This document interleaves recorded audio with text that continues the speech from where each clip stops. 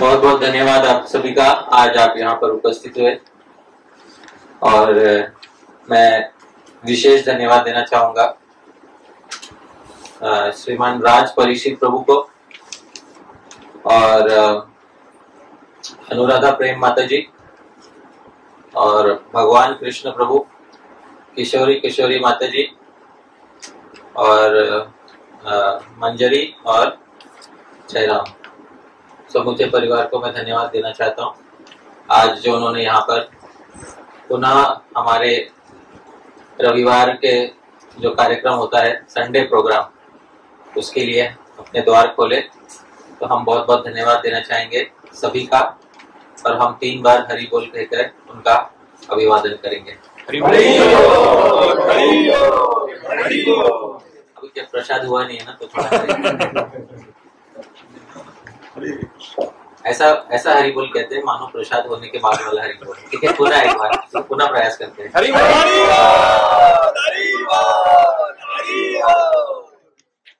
अब थोड़ा अच्छा लगेगा। मैं आप सभी का भी स्वागत करना चाहता हूँ। आज आप यहाँ पे सभी उपस्थित हुए और आपने सभा का गौरव बढ़ाया, उसके लिए आप सभी को धन्यवाद। आज पहली बार भी कुछ वक्त आए हैं, तो जो पहली बार आए हैं उनका मैं स्वागत करना चाहूंगा। और पहली बार कौन कौन आए, मतलब आप पहली बार आए जी? क्या शुभ नाम आपका? विशाखा माता जी। आप? संगीता माता जी। नीलम माता जी। जी, आपका नाम? जसबीर। ठीक है, तो बहुत बहुत स्वागत है आप सभी का और इस प्रकार आते रहिएगा, ये हमारी आपसे प्रार्थना है। और हमारा जो संडे प्रोग्राम है, इस कार्यक्रम के कोई बहुत कठोर नियम नहीं रखे गए।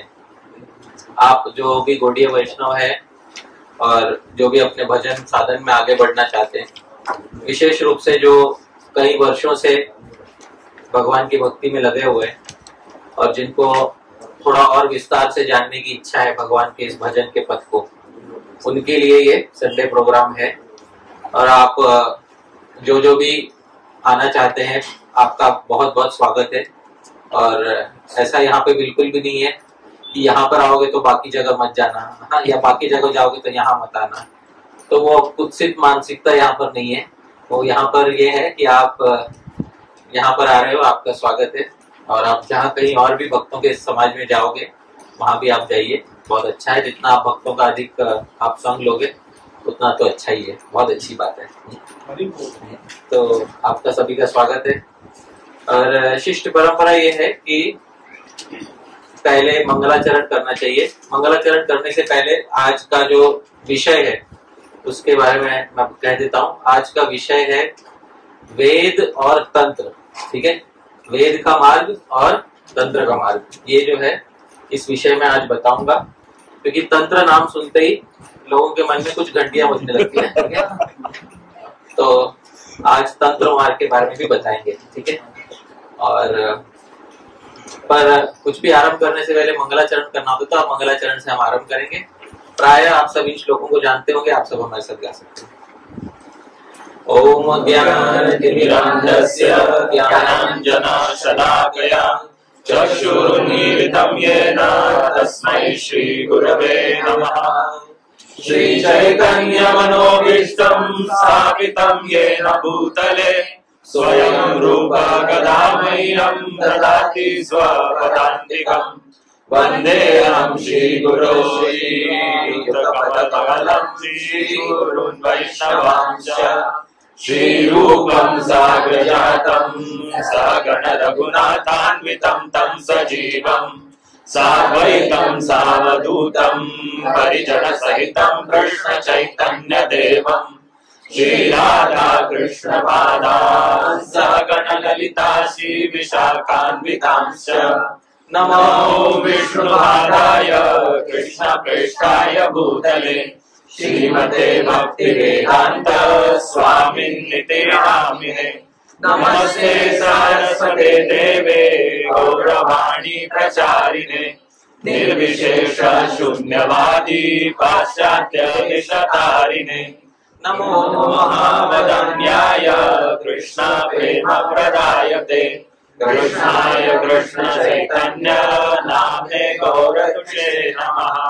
हे कृष्ण करुणा सिंधो दीनबंधो जगत्पते गोपेश गोपिका कांत राधा कांत नमोस्तुते तप्त कांचन गौरांगी राधे वृंदावनेश्वरी वृषभानुसुते देवी प्रणमामि हरिप्रिये वाञ्छाकल्पतरुभ्यश्च कृपा सिन्धुभ्य एव च पतितानां पावनेभ्यो वैष्णवेभ्यो नमो नमः। जय श्री कृष्ण चैतन्य प्रभु नित्यानंद श्री अद्वैत गदाधर श्रीवासादि गौर भक्तवृंद हरे कृष्ण कृष्ण कृष्ण हरे हरे हरे राम राम राम हरे हरे। चलो प्रभुपाद की जय, तो की वैष्णव वृंद की जय, गौर प्रेमानंदे। तो ये जो कागज है जिस पर प्रिंट किया गया है, ये मैंने 35 छपवाए हैं, 35।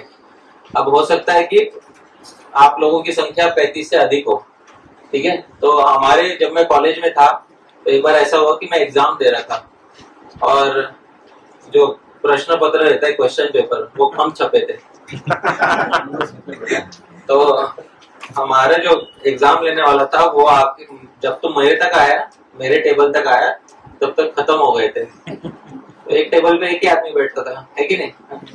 तो उसने बोला एक काम करो, दोनों एक साथ बैठ के क्वेश्चन पेपर शेयर करो। मैंने कहा वाह, क्वेश्चन पेपर ही क्यों, आंसर पेपर भी शेयर कर लेते हैं। अब यहाँ तक पहुंच ही गए, आगे का भी काम कर लेते हैं। तो इसी प्रकार से यदि कम पड़ जाए तो आप लोग शेयर कर लीजिएगा, ठीक है। तो आज का जो विषय है उसका नाम है वेद और तंत्र। वेद सुन के तो हमारे मन में एकदम उदात्त भावना, सात्विक भावना उत्पन्न होती है, क्योंकि वेद ये भारत भूमि के जो है प्राचीनतम साहित्य में गिना जाता है। और तंत्र ये नाम सुन के लोगों के मन में बहुत सारी अलग अलग विचार उठने लगते हैं। तो आज दोनों के विषय में चर्चा करेंगे। सबसे पहली बात यह है कि हम जिस भारतवर्ष में रहते हैं, इस भारतवर्ष में हम एक बात ये बहुत गौरव से कह सकते हैं कि सबसे प्राचीन सभ्यता हमारी ही रही है। ये बात है, सबसे प्राचीन सभ्यता हमारी ही रही है। और आज भी जो पुरातत्व विशेषज्ञ है, पुरातत्व जानते हैं ना, आर्कियोलॉजी कहते हैं जिसको इंग्लिश में, उन्होंने हरियाणा, पाकिस्तान इत्यादि के पास जो बहुत सारे अवशेष प्राप्त किए जो हमारी सभ्यता है उसके, उन अवशेषों में भी जिन जिन देवताओं का निर्देश है, उन्हीं देवताओं की पूजा आज भी हम करते हैं। और वो अवशेष कम से कम आज से 3, 4, 5 हजार साल पुराने हैं। आप समझ रहे? तो इतिहास में आज तक ऐसा कभी नहीं हुआ है कि कोई सभ्यता एक जैसी बनी रही हो इतने लंबे कालखंड तक। तो केवल ये एक ही सभ्यता है जिसको अंग्रेजी में कहते हैं इंडस वैली सिविलाइजेशन कहते हैं। समझ? भारतीय सभ्यता जो है ये एकमात्र सभ्यता है जो उपासना के मामले में, देवी देवताओं के मामले में, इष्ट देवताओं के विषय में, जिसका क्रम बहुत ज्यादा बदला नहीं है। तो आज हम उस विषय में चर्चा करने वाले, क्योंकि वो एक सूत्र है जिसने हमको इतने हजारों हजारों वर्षों तक जो है एक जैसा रखा है। और वो तो पुरातत्व में लिखा है कि हजारों वर्षों तक। पुरातत्व के पीछे भी, जहां पुरातत्व नहीं पहुंचता, वहां भी हमारी जो भाषा है, हमारा जो साहित्य है, वो वेद माना जाता है। तो वेद क्या है, आज इस विषय में हम जानेंगे।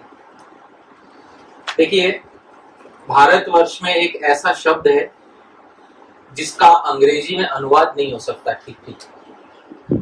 इस शब्द को कहते हैं धर्म। इसका अंग्रेजी में ना कोई अनुवाद नहीं हो सकता। तो यदि मैं पूछूं कि धर्म क्या है, तो आप में से कुछ कुछ लोग अलग अलग उत्तर देंगे। उसका अंग्रेजी में यदि हम अनुवाद करना चाहे धर्म, तो क्या अनुवाद करेंगे हम? Religion, duties, nature. तो इन सभी के लिए हमारे पास संस्कृत में अलग अलग शब्द विद्यमान है। ड्यूटी को कहते हैं कर्तव्य, है कि नहीं? नेचर को कहते हैं स्वभाव, और रिलीजन जो है या रिलीजियोसिटी जो है उसको हम कहते हैं उपासना या संप्रदाय। आप समझ रहे हैं? ऐसे अनेक अनेक शब्द हमारे शब्दों के भंडार में विद्यमान है। खासकर आज भी संस्कृत भाषा में इतने शब्द है जितने अंग्रेजी में हो ही नहीं सकते, इतने शब्द है। महाभारत में एक बहुत अच्छी बात कही गई, यद इहास्ति तद अन्यत्र यद नेहास्ति न तत् क्वचित्। जो यहाँ है वो दुनिया में और जगह मिल जाएगा, पर जो यहाँ नहीं है वो दुनिया में कहीं नहीं मिलेगा। आप समझ रहे? तो इतिहास में जो जो चीजें यहाँ मिली आपको, वो सब अन्यत्र तो मिल जाएगा, पर जो इतिहास में यहाँ नहीं हुआ वो अन्यत्र आपको कहीं नहीं मिलेगा। ये बात है। तो जो भी सीखने लायक वस्तुएं हैं, जो भी हमारे सभ्यता के जो भी आयाम है, एस्पेक्ट्स है, वो आपको जिस पूर्णता से यहाँ मिलेंगे वो और आपको कहीं नहीं मिलेंगे। तो इसी बात का हमें इसी बात का गौरव भी है, और ये हमारा सौभाग्य भी है कि हमने भारत भूमि में जन्म लिया है। और बहुत से होते हैं जो भारत में जन्म तो लेते हैं, पर उनको भारत में रहने का सौभाग्य प्राप्त नहीं हो पाता, क्योंकि अर्थोपार्जन करने के लिए भारत से बाहर चले जाते हैं। पर सुख वास्तव में यह है कि भारत में जन्म भी लो और भारत में अपना जीवन भी व्यतीत करो। बाहर के लोग इसको कहते हैं थर्ड वर्ल्ड कंट्री कहते हैं, समझ रहे? थर्ड वर्ल्ड कंट्री में रह रहे हो, आपके लाइफ का स्टैंडर्ड नहीं है। क्यों? क्योंकि पैसा नहीं है। आप समझ रहे? भाई बात ऐसा है कि हम केवल हमारे समृद्धि को पैसे से नहीं गिनते, हम हमारी समृद्धि को ऐसे भी गिनते हैं कि हमारे साथ कितने परिवार के लोग हैं। आप समझ रहे? हमारे पास खाने पीने की विविधता कितनी है ना? इसी को तो समृद्धि कहते हैं। समृद्धि किस बात में? अर्जुन को भगवान ने जब गीता में पहले दोनों रणभूमि में बीच में खड़ा कर दिया, तो बोले कि हम येषाम अर्थे, जिनके लिए हम लड़ रहे हैं, जिनके लिए हम ये राज्य भोग धन चाहते हैं, वो हमारे विपरीत दिशा में हमारे शत्रु बन के खड़े। और इन लोगों को मार के मैं जीत भी जाऊंगा तो उस रक्त रंजित राज्य को भोग कर मैं क्या कर लूंगा? मुझे कुछ नहीं चाहिए इसमें से। यही अर्जुन ने भगवान से आरंभ में कहा था। तो वास्तव में समृद्धि मतलब ये नहीं कि अकेलेपन में तुम्हारे पास बहुत सारा पैसा हो, उसका नाम समृद्धि नहीं होता। समृद्धि एक ऐसा शब्द है जिसमें बहुत सारे तथ्यों का समुदाय होता है, बहुत सारी चीजों का ग्रुप होता है। वो उसमें आपके पास एक अच्छा परिवार होना चाहिए, और परिवार केवल आपका जो निकट का परिवार नहीं, इमीडिएट फैमिली नहीं, आपके जो दूर दराज के रिश्तेदार होते हैं, वो जितना बड़ा होगा उतने आप समृद्ध माने जाते हैं। समझ रहे? और साथ ही साथ हमेशा परिवार में मिलना जुलना होना चाहिए, साथ ही साथ हमेशा खान पान की वस्तुएं अच्छी होनी चाहिए। आप समझ रहे? तो भले ही आप गरीबी से निचली रेखा में जन्मे हो, लेकिन आपका जीवन सुखमय बीतेगा। इसलिए जब अंतरराष्ट्रीय सुख का मापदंड इंटरनेशनल हैप्पीनेस इंडेक्स निकाला जाता है, उसमें बांग्लादेश ऊपर आ जाता है। भारत को ऊपर आने नहीं देते, आप समझ रहे हैं? लेकिन अगर आप देखोगे तो सुख का जो मानक है, मतलब हैप्पीनेस इंडेक्स है, वो जब निकाला जाता है तो उसमें आप देखोगे बांग्लादेश कुछ एक साल ऊपर चल रहा था, पहले नंबर पे आ गया था। तो मैं भी सोचने लगा बांग्लादेश कैसे ऊपर आ गया। बांग्लादेश ऊपर आ गया तो भारत के ऊपर नहीं आया। तो बात ये है कि वास्तव में भारत भी उतना ही समृद्ध है जितना बांग्लादेश है, क्योंकि बांग्लादेश भी हमारा ही है। ये किसी और का तो है नहीं ना। तो इतने सारे गौड़ीय वैष्णव बांग्लादेश में जन्म लिए, बांग्लादेश किसी और का थोड़ी होगा, चैतन्य महाप्रभु का ही है ना। सही बात है। तो ये बात है। तो इस भूमि में सारा धर्म, अर्थ, काम और मोक्ष को प्राप्त करने का जो एकमात्र साधन रहा है, उस साधन को नाम दिया गया वेद। आइए आइए बैठिए।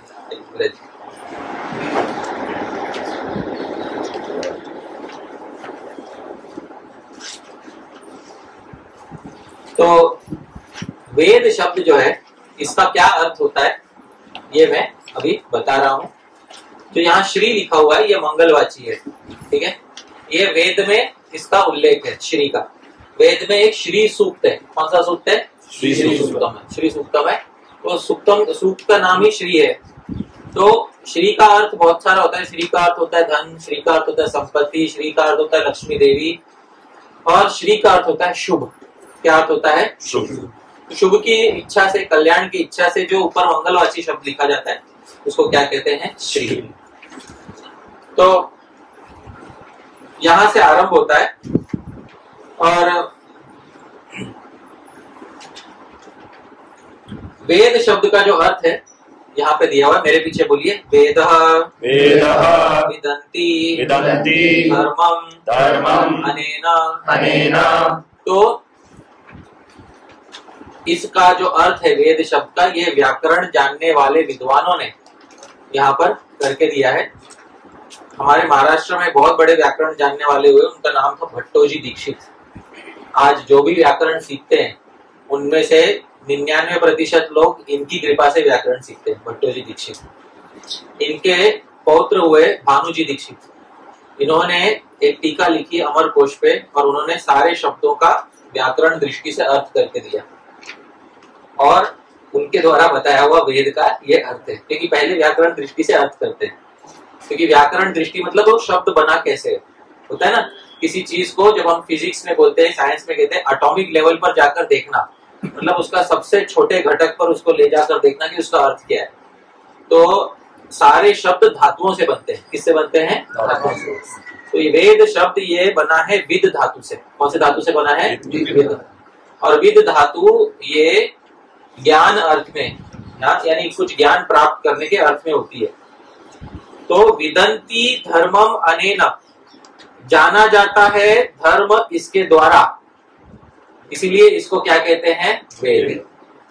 विदंती जानते हैं, धर्मम धर्म को, अनेन इसके द्वारा, इसीलिए इसको क्या कहते हैं? वेद। तो ये बात है।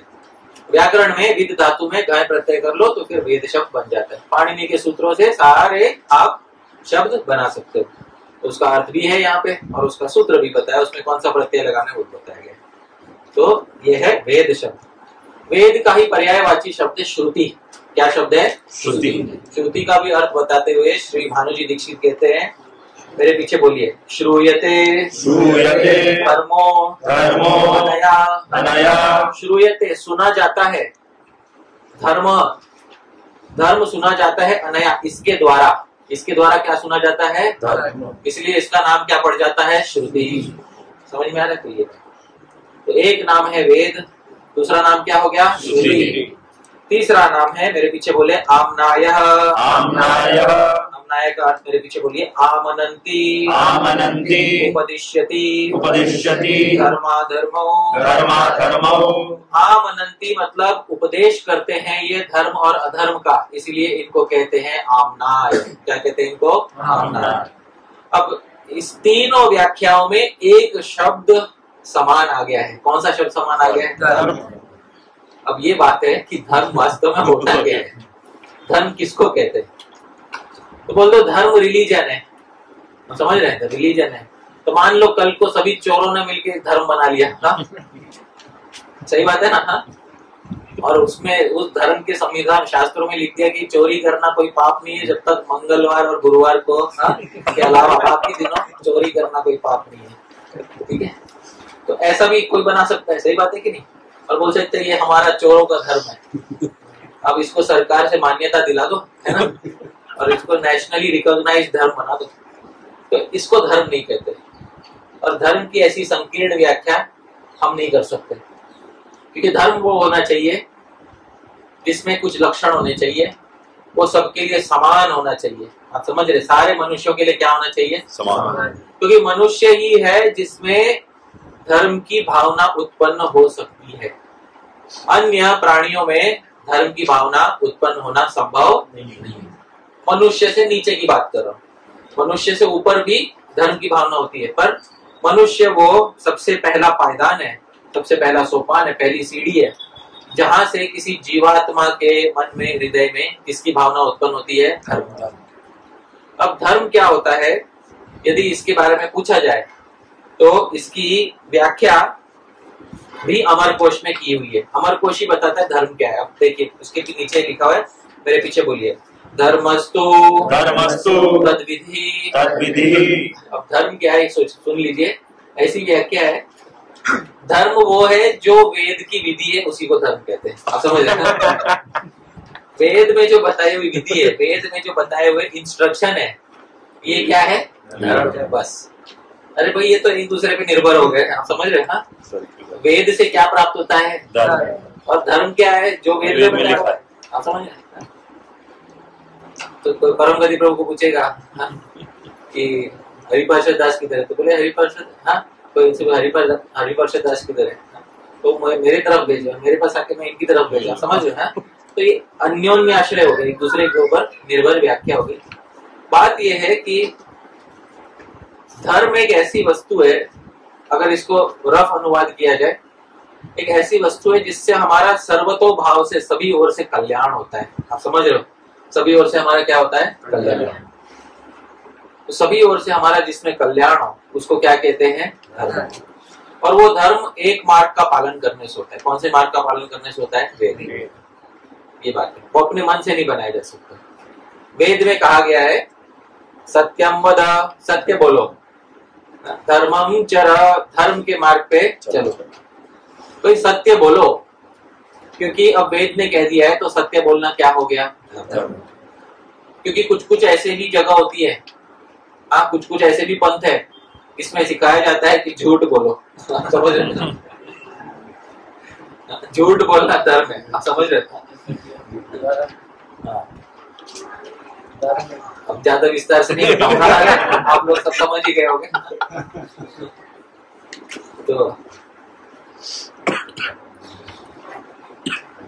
तो ऐसे भी कुछ है संसार में जहां झूठ बोलने को बहुत ऊंचा बताया गया। तो वास्तव में धर्म क्या है, कल्याण का मार्ग क्या है, ये कौन से शास्त्र में दिया हुआ है? जब छठे स्कंद में प्रसंग आता है अजामिल का, और अजामिल को मृत्यु के समय यमदूत उठाकर लेकर जा रहे होते हैं। अभी कुछ ही दिन पहले एक भक्त है, उनके दादी गुजर गई, तो वो बता रहे थे गुजरने से पहले वो बोल रही थी कि कौन लोग हैं जो मुझे लेने आए, मेरे को रस्सी से बांध के लेकर जा रहे हैं, मुझे गड्ढे में गिरा रहे। समझ में आ रहा है? ऐसा लगता है मुझे गड्ढे में गिरा रहे। तो है तो भक्त, आप समझ रहे, और उसके दादी को ये अनुभव हुआ। आप समझ रहे? तो कुछ कुछ लोगों को दिखाई देते हैं मरने से पहले, कुछ कुछ लोगों को मरने के बाद दिखाई देते हैं। समझ में? हाँ। तो लेकिन जब यमदूत लेकर जा रहे थे, उस समय अजामिल ने अपने पुत्र का नाम लिया, और पुत्र का नाम क्या था उसके? नारायण। तो भगवान की कृपा से वहां पर ऐसा हुआ कि वहां पर विष्णु दूत आए, और विष्णु दूतों ने बोला तुम इसको नहीं लेकर जा सकते। तो वो यमदूतों ने बोला इसने तो बहुत अधर्म किया है। तो विष्णु दूतों ने पूछा धर्म क्या होता है? हाँ, धर्म क्या होता है? हाँ, ये सवाल पूछा। तो विष्णु दूतों को लगा इनको इसी में फंसा लेंगे, और इसमें जब ये हार जाएंगे तो बोलेंगे देखो तुमको तो इतना भी नहीं आता, हम ले जाएंगे इसको। हाँ, तो बात ये है कि यमदूत भी यमराज के द्वारा सिखाए हुए थे। आप समझ रहे हैं? कच्चे लोग नहीं थे वो लोग, हाँ, यमराज के द्वारा सिखाए हुए लोग थे। तो यमदूतों ने कुछ बोला, और जो बोला वो छठे स्कंद में, मेरे पीछे बोलिए, वेद प्रणहितो धर्मो, वेद प्रणहितो धर्मो, धर्मस्तद्विपर्ययः यधर्मस्तद्विपर्ययः वेद प्रणीतो धर्मो, धर्म वो है जो किसमें बताया गया है, वेद ही अधर्म, और निश्चित रूप से अधर्म तद विपर्य, उसका उल्टा जो भी है वो क्या है, अधर्म है। आप समझ रहे हो? वेद बोलता है साफ सुथरा रहो, हाँ तो ये धर्म है, और गंदा रहना क्या है, अधर्म है। वेद बोलता है सच बोलो, आप समझ रहे हो, ये क्या है, हाँ झूठ बोलना क्या है, अधर्म। वेद बोलता है मातृ देवो भव, माता को देवता मानने वाला हो, आप समझ रहे हो। पितृदेवो भव, पिता को देवता मानने वाला हो। आचार्य देवो, आचार्य को देवता मानने वाला हो। समझ में आ रहा है? और ऐसा सब जो नहीं मानते ना, वो सब क्या है, अधर्म है। ये बात है। तो इस प्रकार से यमदूतों ने बोला हम जानते धर्म और अधर्म क्या है, हमको पता है निर्णय कैसे लेना है, क्योंकि हमारी धर्म और अधर्म की व्याख्या ये भारत सरकार से नहीं आई है ना? हमारी धर्म और अधर्म की व्याख्या कहाँ से आई है? आज तो जो धर्म और अधर्म की व्याख्या तो पूरी अलग हो गई, आप समझ रहे हो? आज के लोगों ने धर्म की व्याख्या क्या बना ली, कर्म ही पूजा है। समझ में आ रहा है? जो तुम काम कर रहे हो वही तुम्हारा क्या है, धर्म है, और वही करना पूजा है। आप समझ रहे हो? फिर बेचे जो नेता गबन कर रहा है करोड़ों रुपए का, वही धर्म है और वही पूजा है। और जो सड़क बनाने वाला कॉन्ट्रैक्टर चोरी कर रहा है, हाँ, और घटिया सड़क बना रहा है, वो क्या है, धर्म है, वही पूजा है। और जो कसाई मांस काट रहा है वो भी क्या है, धर्म है, और उसका वो मांस काटने क्या है, पूजा है। फिर तो बहुत सारी व्याख्याएं हो जाएंगी धर्म की हमारे, ऐसा नहीं हो सकता।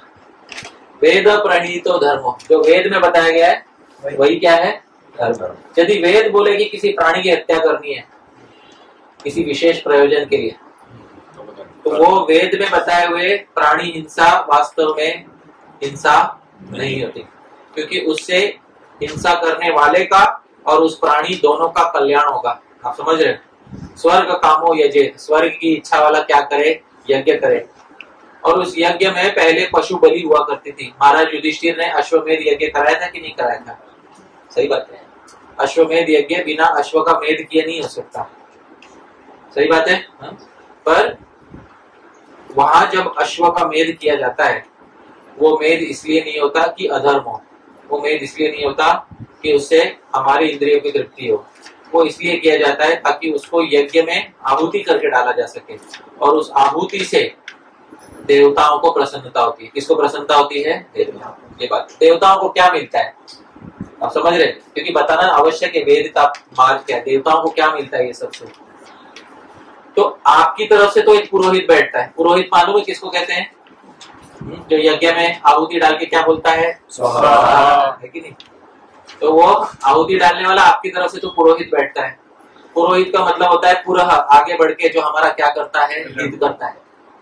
आगे बढ़ के जो हमारा हित करता है, पुरह, आगे बढ़ के, पुरह का मतलब होता है आगे बढ़ के हमारा जो क्या करता है, हित करता है, उसको क्या कहते हैं, पुरोहित। तो आपकी तरफ से तो पुरोहित होता है। देवताओं की तरफ से पुरोहित कौन होता है? तो देवता भी अपना पुरोहित बिठाते हैं यज्ञ में।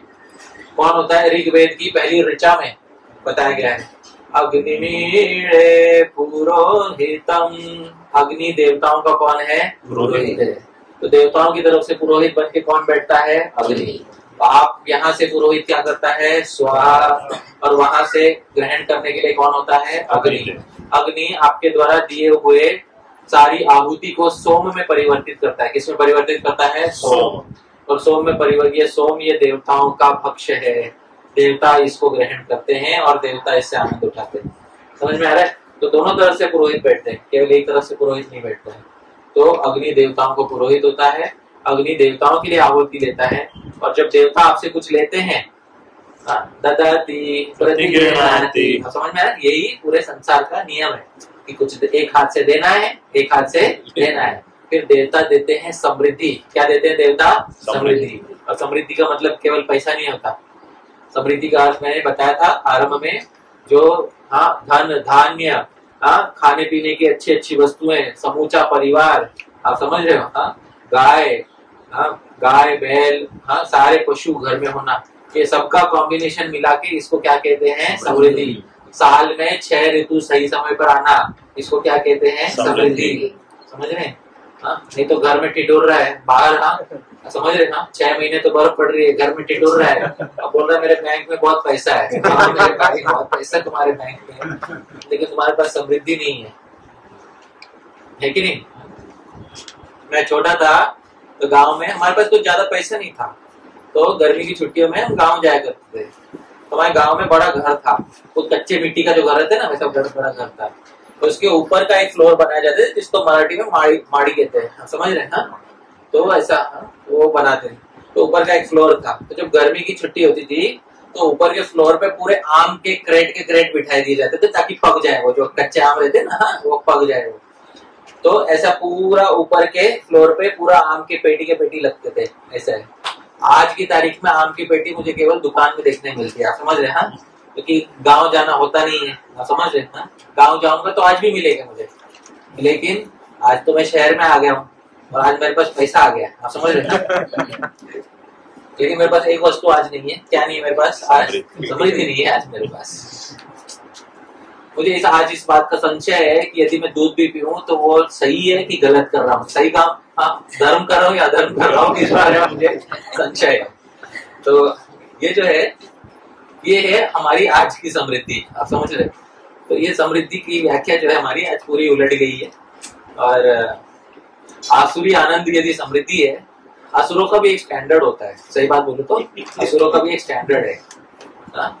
उनमें भी दान इत्यादि करने की प्रवृत्ति होती है। ये तो क्या बोलेंगे अभी? अंत्य जो होते हैं ना, शास्त्र में अंत्य बोलते हैं, मतलब जो वर्णाश्रम से बाहर के लोग होते हैं ना, उन लोगों का आनंद है। एनीवेज, तो श्री जीव गोस्वामी बताते हैं कि वेद की व्यापक दृष्टि क्या है। देखिए, पहले पूरे संसार में वेद का मार्ग था। ये जो अन्य पंथ आए ना, नाम लेना भी ठीक नहीं है, अन्य पंथ आए संसार में ना, जिन्होंने संसार में इतनी शांति मचा रखी है कि एयरपोर्ट पे जाने में 3 बार चेकिंग होती है, समझ रहे? तो ये जो अन्य पंथ आए ना, ये आपको पता है 60-70 के दशक में चेकिंग नहीं होती थी एयरपोर्ट में,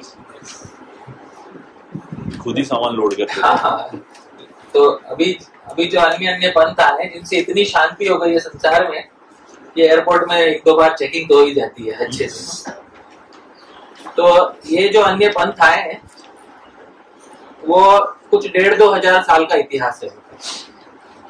और 1,500-2 हजार साल के पहले क्या था यदि हम देखें तो हमको वेद सभ्यता के लक्षण सर्वत्र दिखाई देंगे।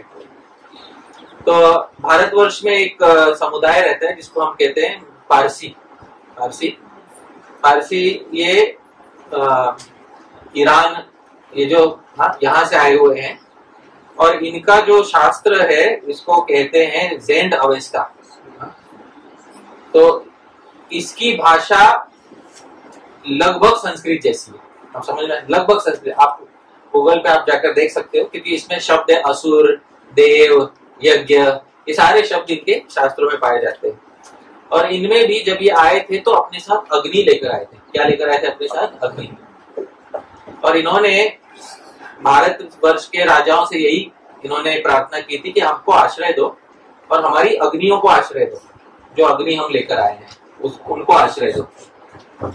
तो बात यह है कि वेद का पूरे समूचे संसार, पूरे विश्व में व्यापक होना, ये 2-3 हजार साल पहले यदि आप चले जाओगे तो समूचे संसार में वेद या वेद जैसा ही धर्म प्रचलित है। फिर बाद में ये नए पंथ आए जिन्होंने वेद के धर्म को आच्छादित कर दिया है, यानी अभी ढक दिया है। कुछ समय के लिए क्या कर दिया है? ढक दिया है। वेद तो सनातन है, उसका आदि नहीं है, उसका क्या नहीं है? और जो पंथ होते हैं उसका कुछ आदि होता है और उसका क्या होता है? कुछ अंत भी होता है। तो एक समय पे शुरू हुआ है, एक समय पे क्या हो जाएंगे? समाप्त भी हो जाएंगे। लेकिन हमारा कर्तव्य है कि वेद को हम हमेशा बना कर रखें। ये बात है। ये भारतीयों पे विशेष जो है भगवान ने उत्तरदायित्व दिया है कि किसी और भूमि में नहीं, कम से कम भारत भूमि में वेद का अस्तित्व अक्षुण्ण रहना चाहिए। यद्यपि ये बात सत्य है कि आज वेद की बहुत हानि हुई है हमारे देश में भी, लेकिन भारतवर्ष में कम से कम वेदों को बहुत अच्छे से संजो कर रखा गया। और हमारे ही आचार्य का कथन है कि पहले वेद धर्म पूरे पृथ्वी पर विराजमान था, और इतिहास में जाकर देखोगे तो ये बात आपको सत्य दिखाई देगी। वेद में सभी प्रकार के सत्व गुण की भी उपासना है, रजोगुण की भी उपासना है, तमोगुण की भी उपासना है। वेद में ही काला जादू, तंत्र मंत्र, टोटके जो बोलते हैं ना, किसी को मारण, उच्चाटन इत्यादि के मंत्र भी मिलते हैं वेद में भी, क्योंकि वेद ये कल्पतरु है। क्या है वेद? कल्पतरु। कल्पतरु का अर्थ ये होता है कि संसार में जितने प्रकार के लोग, जितनी प्रकार की मानसिकता लेकर उत्पन्न हुए हैं, उन सबको एक एक उपासना पद्धति मिलनी चाहिए। तो वेद में ऐसे सभी प्रकार के जो है उपासना पद्धति विद्यमान है। तो अथर्ववेद में काला जादू, मंत्र टोना, किसी को मारना, समझ रहे? हाँ, विरोधी शत्रु को मारना इत्यादि मंत्र भी आपको मिलेंगे। और फिर सात्विक जो है संपूर्ण सत्व वाला भी आपको मिलेगा। तो आपको पुरुष सूक्त मिलेगा यजुर्वेद में, आप समझ रहे? ईशोपनिषद मिलेगा आपको, यजुर्वेद का अंतिम अध्याय ईशोपनिषद। ये तीनों गुणों के परे है। ये पूर्णम अधः पूर्णम इदम पूर्णात् पूर्णमुदच्यते पूर्णस्य पूर्णमादाय पूर्णमेवावशिष्यते, है कि नहीं? तो ये है ईशोपनिषद। ईशावास्यम इदम सर्वम यत्किंच जगत्याम जगत् तेन त्यक्तेन भुञ्जीथा तस्य स्विद्धनम। किसी और का चोरी मत करना, जितना ईश्वर ने तुम्हारे लिए बनाया है उतने का तुम ग्रहण करना। तो ये जो सब है, सारे गुणों की उपासना पद्धति कहाँ पर मिल जाएगी आपको? वेद में मिल जाएगी। तो सभी गुणों की उपासना पद्धति सभी लोगों के लिए, और कुछ हजार साल पहले तो समूची पृथ्वी पर ये विद्यमान था। ये बात है। इसी तथ्य को श्री जीव गोस्वामी तत्व संदर्भ में बताते हैं। मेरे पीछे पीछे बोलिए। ये तीसरा जो पॉइंट है, अनादि सिद्ध सर्व पुरुष परंपरासु सर्व लौकिक अलौकिक ज्ञान निदानत्वात् अप्राकृत वचन लक्षणों वेद एव। श्री जीव गोस्वामी कहते हैं एक ही शास्त्र पूरे संसार में। कौन सा शास्त्र है? वेद, जिसमें कुछ लक्षण पाए जाते हैं। ध्यान से सुनिए क्या लक्षण पाए जाते हैं। सबसे पहले अनादि सिद्ध। अनादि सिद्ध मतलब कौन से काल से ये चला आ रहा है? ये अनादि काल से चला आ रहा है। पहला लक्षण वेद का ये है, क्योंकि जिसका आदि होता है उसका क्या होता है?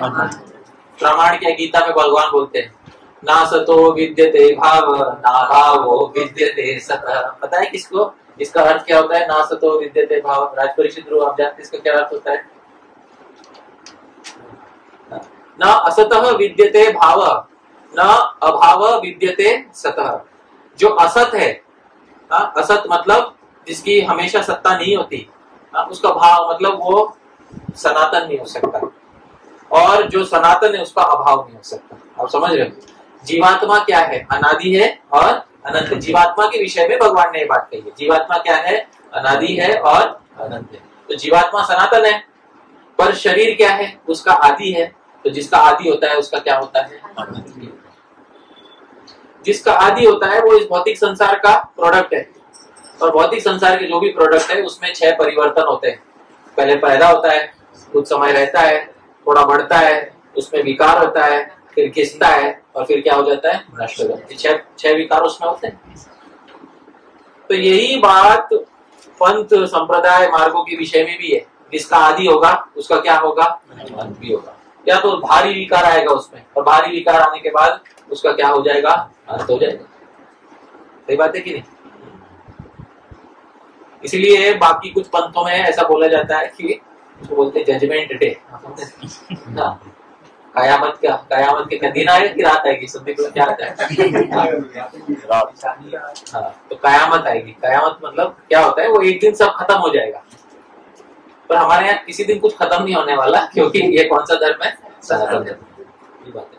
हमारे यहाँ कोई कयामत नहीं आने वाली, या कोई जजमेंट डे नहीं होगा हमारा। वो इसलिए नहीं होगा हमारा क्योंकि हमारा कौन सा धर्म है? सनातन धर्म। तो सनातन वो होता है जिसका आदि नहीं होता और जिसका अंत नहीं होता, ये बात है। अनादि सिद्ध, तो ये जो हमारे शास्त्र है ये अनादि काल से सिद्ध है। अनादि सिद्ध, अनादि काल से क्या है? ये सिद्ध है। इस एक शब्द से ये बात पता चलती है कि इस शास्त्र को ऐसे नहीं कि तीन लोगों ने मिलके चल, हाँ तो मैं और ये चल भविष्य के लोगों को बेवकूफ बनाएंगे, समझ में आ रहा है? ऐसे नहीं लिखे गए। मैं परम गति प्रभु और पितामह भगवान प्रभु तीनों ने एक रात मिलकर निर्णय किया कि देख भाई वैसे भी करने को कुछ तो है नहीं, समझ में आ रहा है? तो एक काम करते हैं, जो 10-15 हजार साल बाद लोग आएंगे ना उनको बेवकूफ बनाने के लिए आज शास्त्र लिखते हैं ना। तो ये उस भावना से लिखे हुए शास्त्र नहीं, क्योंकि जो नास्तिक लोग होते हैं वो यही बोलते हैं कि भाई कुछ लोग थे उनको करने का तो कुछ था नहीं था, तो सोचा बैठे बैठे क्या करे, करना है कुछ काम, तो हाँ तो चलो वेद लिख लेते, लेके प्रभु का नाम देंगे। ऐसे उन्होंने शास्त्र कर लिए। तो ऐसा तो नहीं होता मेरे भाई। वेद ऐसे नहीं लिखे गए। वेद जो है अनादि सिद्ध है। सुजीव गोस्वामी पहला क्या शब्द इस्तेमाल करते हैं? अनादि सिद्ध।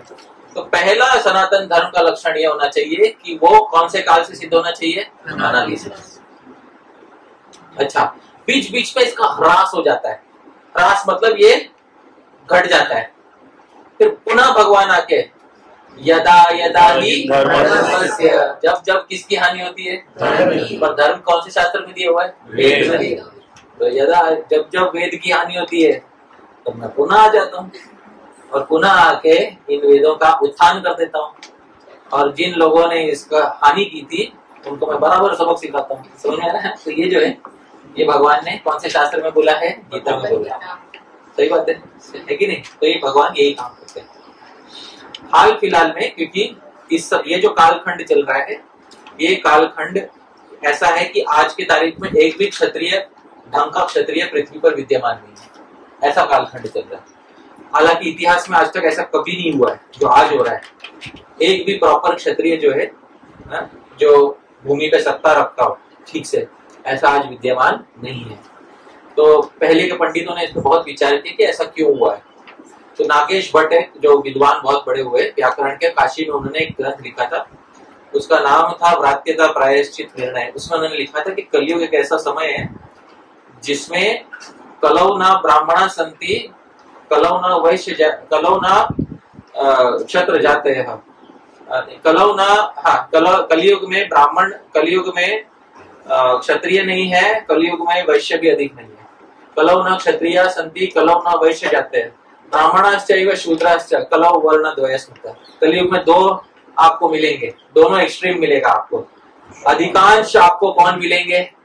शूद्र। और कुछ गिने चुने आपको क्या मिल जाएंगे? मिलेगा कलयुग में। ऐसी परिस्थिति चल रही है। तो कलयुग में क्षत्रियों का ह्रास हो गया है और वैश्य भी नहीं है। आजकल के जो बिजनेस करते हैं इनको वैश्य नहीं कहा जा सकता, ये शूद्र ही है जो बस व्यापार कर रहे हैं। आप समझ रहे हैं?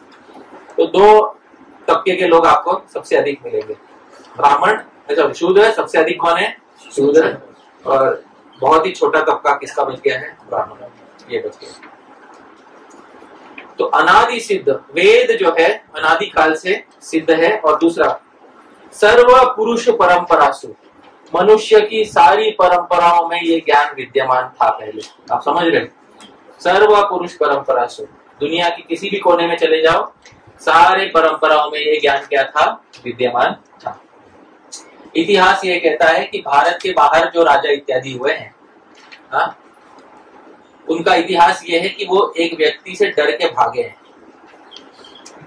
कौन से व्यक्ति से डर के भागे? परशुराम से डर के भागे हुए हैं। समझ लो, परशुराम के डर से भागे हुए, क्योंकि परशुराम जी ने एक जब देखा कि भारतवर्ष में भी वेद का ह्रास हो रहा है, तो कम से कम एक भूमि तो बचे जिसमें वेद का पालन ठीक से हो।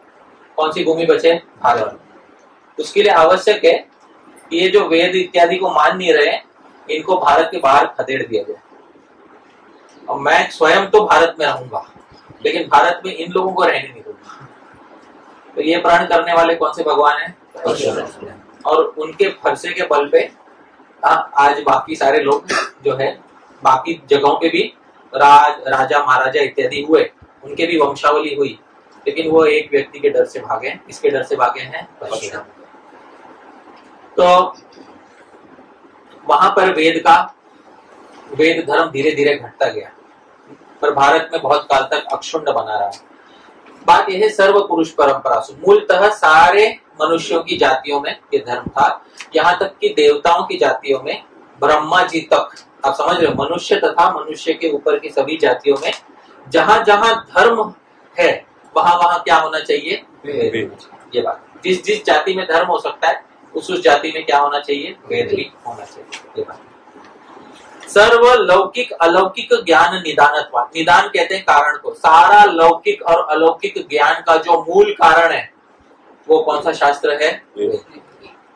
क्योंकि सारे आज आप जो भी ज्ञान ले लो, इंजीनियरिंग ले लो, मैथमेटिक्स ले लो, कुछ भी ले लो, आप समझ रहे हो, उस सबके लिए दो चीज का ज्ञान होना आवश्यक है। दो चीज, कौन से दो चीज का ज्ञान होना आवश्यक है मैं बता देता हूँ। पहला भाषा का ज्ञान, दूसरा संख्या का ज्ञान। आप समझ रहे हो, दो चीज का ज्ञान। किसका ज्ञान? भाषा। दूसरा किसका? संख्या।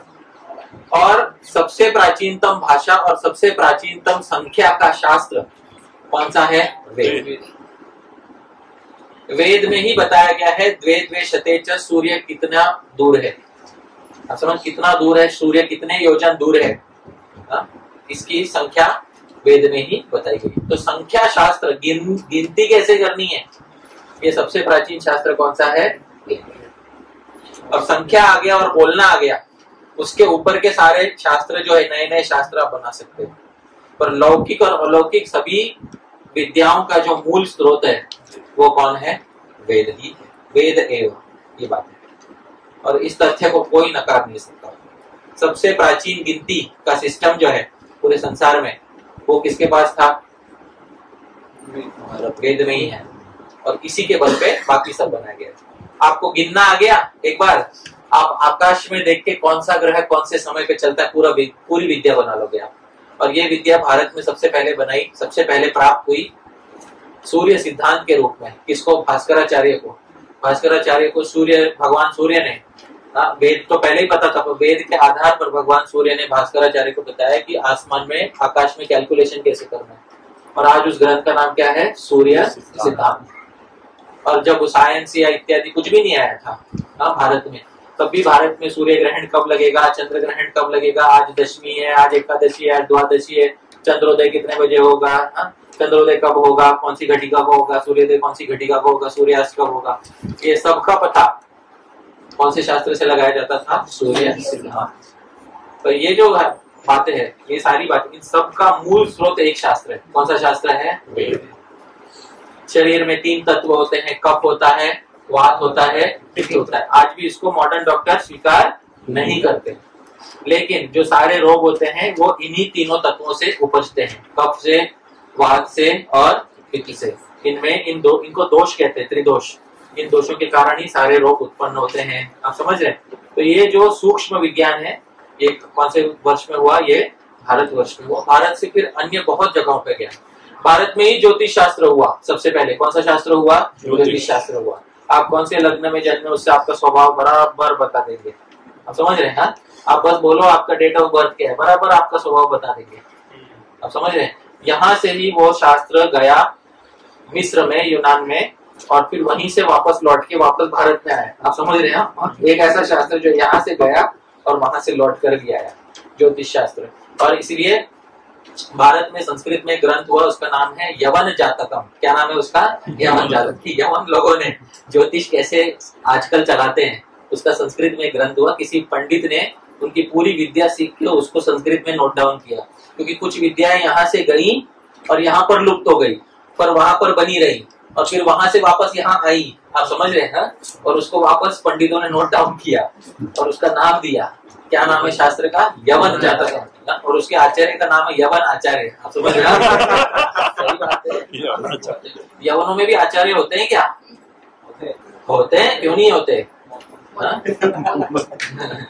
यवनों में भी आचार्य होते हैं, क्योंकि एक ग्रंथ है वराहमिहिर आचार्य हुए, हमारे बहुत बड़े ज्योतिष के आचार्य, उन्होंने कहा है यवनास्ते एवं म्लेच्छात् तेषु शास्त्रमिदं स्मृतम्। यवन जो म्लेच्छ है उन्हीं को यवन कहते हैं, उनमें ये शास्त्र, ज्योतिष शास्त्र बहुत अच्छा चलता है। आप समझ रहे हैं? ते भी ऋषिवत पूज्या, उनमें जिन्होंने ये शास्त्र बनाए वो भी ऋषियों की तरफ पूज्य है, ऐसा लिखे गए, हमारे प्राचीन आचार्य लिखे गए।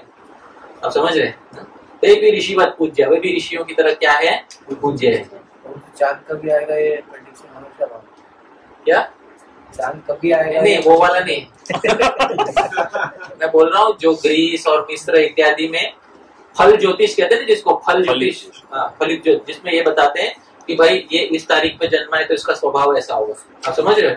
ये बहुत अच्छा हुआ, हमारे आचार्य बोलते हैं ये बाहर के देशों में बहुत अच्छा हुआ। क्यों अच्छा हुआ? क्योंकि वेद की किसी शाखा को उन्होंने बहुत अच्छे से क्या करके रखा था? बचा कर रखा था, जो हम नहीं बचा कर रख पाए। और फिर पुनः वहां से लौट कर आया, अभी पुनः लौट के आया तो हमारे आचार्यों ने अच्छी विद्या को संस्कृत में वापस कोडिफाई कर लिया। आप समझ रहे हैं? ऐसे ये होता है ब्राह्मण। ऐसी तो ये आप आज भी देखोगे बृहद यवन जातक, यवन जातक कहते हैं इसको। और हमारी भी विद्या है, खुद की भी विद्या है। आप समझ रहे हो? हमारी विद्या ये है कि नक्षत्र पूछते, भाई नक्षत्र कौन सा है तुम्हारा, नक्षत्र के आधार पे तुम्हारा क्या बता देंगे? स्वभाव बता देंगे। तो वो लोग सूर्य किस राशि में स्थित था उस आधार पे बताते हैं, जिसको हम आजकल कहते हैं सन साइन। क्या कहते हैं? Sun sign. और हम लोग होते चंद्र किस राशि में स्थित था और कौन सा नक्षत्र था, उस आधार पे हम बता देते तुम्हारा स्वभाव कैसा होगा। श्री कृष्ण ने कौन से नक्षत्र में जन्म लिया था? रोहिणी नक्षत्र में, है कि नहीं? तो श्रीमद् भागवत आदि शास्त्रों में बताया हुआ है ना? उस समय चंद्र कौन से नक्षत्र में था? रोहिणी नक्षत्र। और चंद्र की सबसे प्रिय पत्नी कौन सी है? तो सारे नक्षत्र हैं, चंद्र की पत्नियां हैं, उसमें से सबसे प्रिय पत्नी उनकी रोहिणी है। कौन है उनकी सबसे प्रिय पत्नी? रोहिणी। इसी कारण रोहिणी को बहुत प्रेम देने का कारण और बाकी पत्नियों का निग्लेक्ट करने के कारण बृहस्पति ने शाप दिया था, भाई तुम बाकियों को निग्लेक्ट करते हो, इस कारण से तुमको एक एक दिन तुम घटोगे। समझ में आ रहा है क्या होगा? एक एक दिन तुम क्या होगे? घटोगे। फिर उन्होंने बहुत प्रार्थना की चंद्रदेव ने, तब जाके बोला शिव जी के शरण में जाओ। शिव जी के शरण में चंद्रमा आज भी हमेशा उसी एक फिक्स रहते हैं, वहां घटते बढ़ते नहीं है। आप समझ रहे हैं ना? तो शिव जी के शरण में भले ही वो बहुत अच्छे से बिना घटे बढ़े रहते हैं, पर जब उन शिव जी की शरण नहीं लेते तो वो घटते हैं और वो क्या होते हैं? बढ़ते हैं। तो ये शापवश हुआ है। ठीक है, तो ये सब बातें यहाँ पे जानने लायक है। एनीवेज आगे बढ़ते हैं। श्रीमद् भागवत में एक बात कही गई है, मेरे पीछे कही है, उसके आगे लिखा हुआ तत्व संदर्भ के आगे लिखा हुआ है वेदो नारायणः साक्षात्, वेदो नारायणः साक्षात्, स्वयंभूरिति शुश्रुमा, स्वयंभूरिति शुश्रुमा। वेद साक्षात कौन है? भगवान नारायण। साक्षात भगवान ही है वेद, तो इसलिए हम उनको कहते हैं भगवान वेद। कौन है हमारे वेद? क्या है हमारे? भगवान। हमारा शत्रु वो है जो भगवान की निंदा करे, जो वेद की निंदा करे और जो सनातन धर्म की निंदा करे, वो हमारा शत्रु है, क्योंकि वेद हमारे लिए भगवान ही है। अच्छा, वेद भगवान क्यों है? वेद भगवान इसलिए है क्योंकि ये भगवान से ही निकले हैं, और भगवान से जो भी निकलता है वो हमारे लिए क्या होता है? भगवान ही होता है। कहाँ बताया गया है कि वेद भगवान से निकले हैं? नीचे ये लिखा है अस्य महतो भूतस्य, लिखा है, देख रहा है आपको?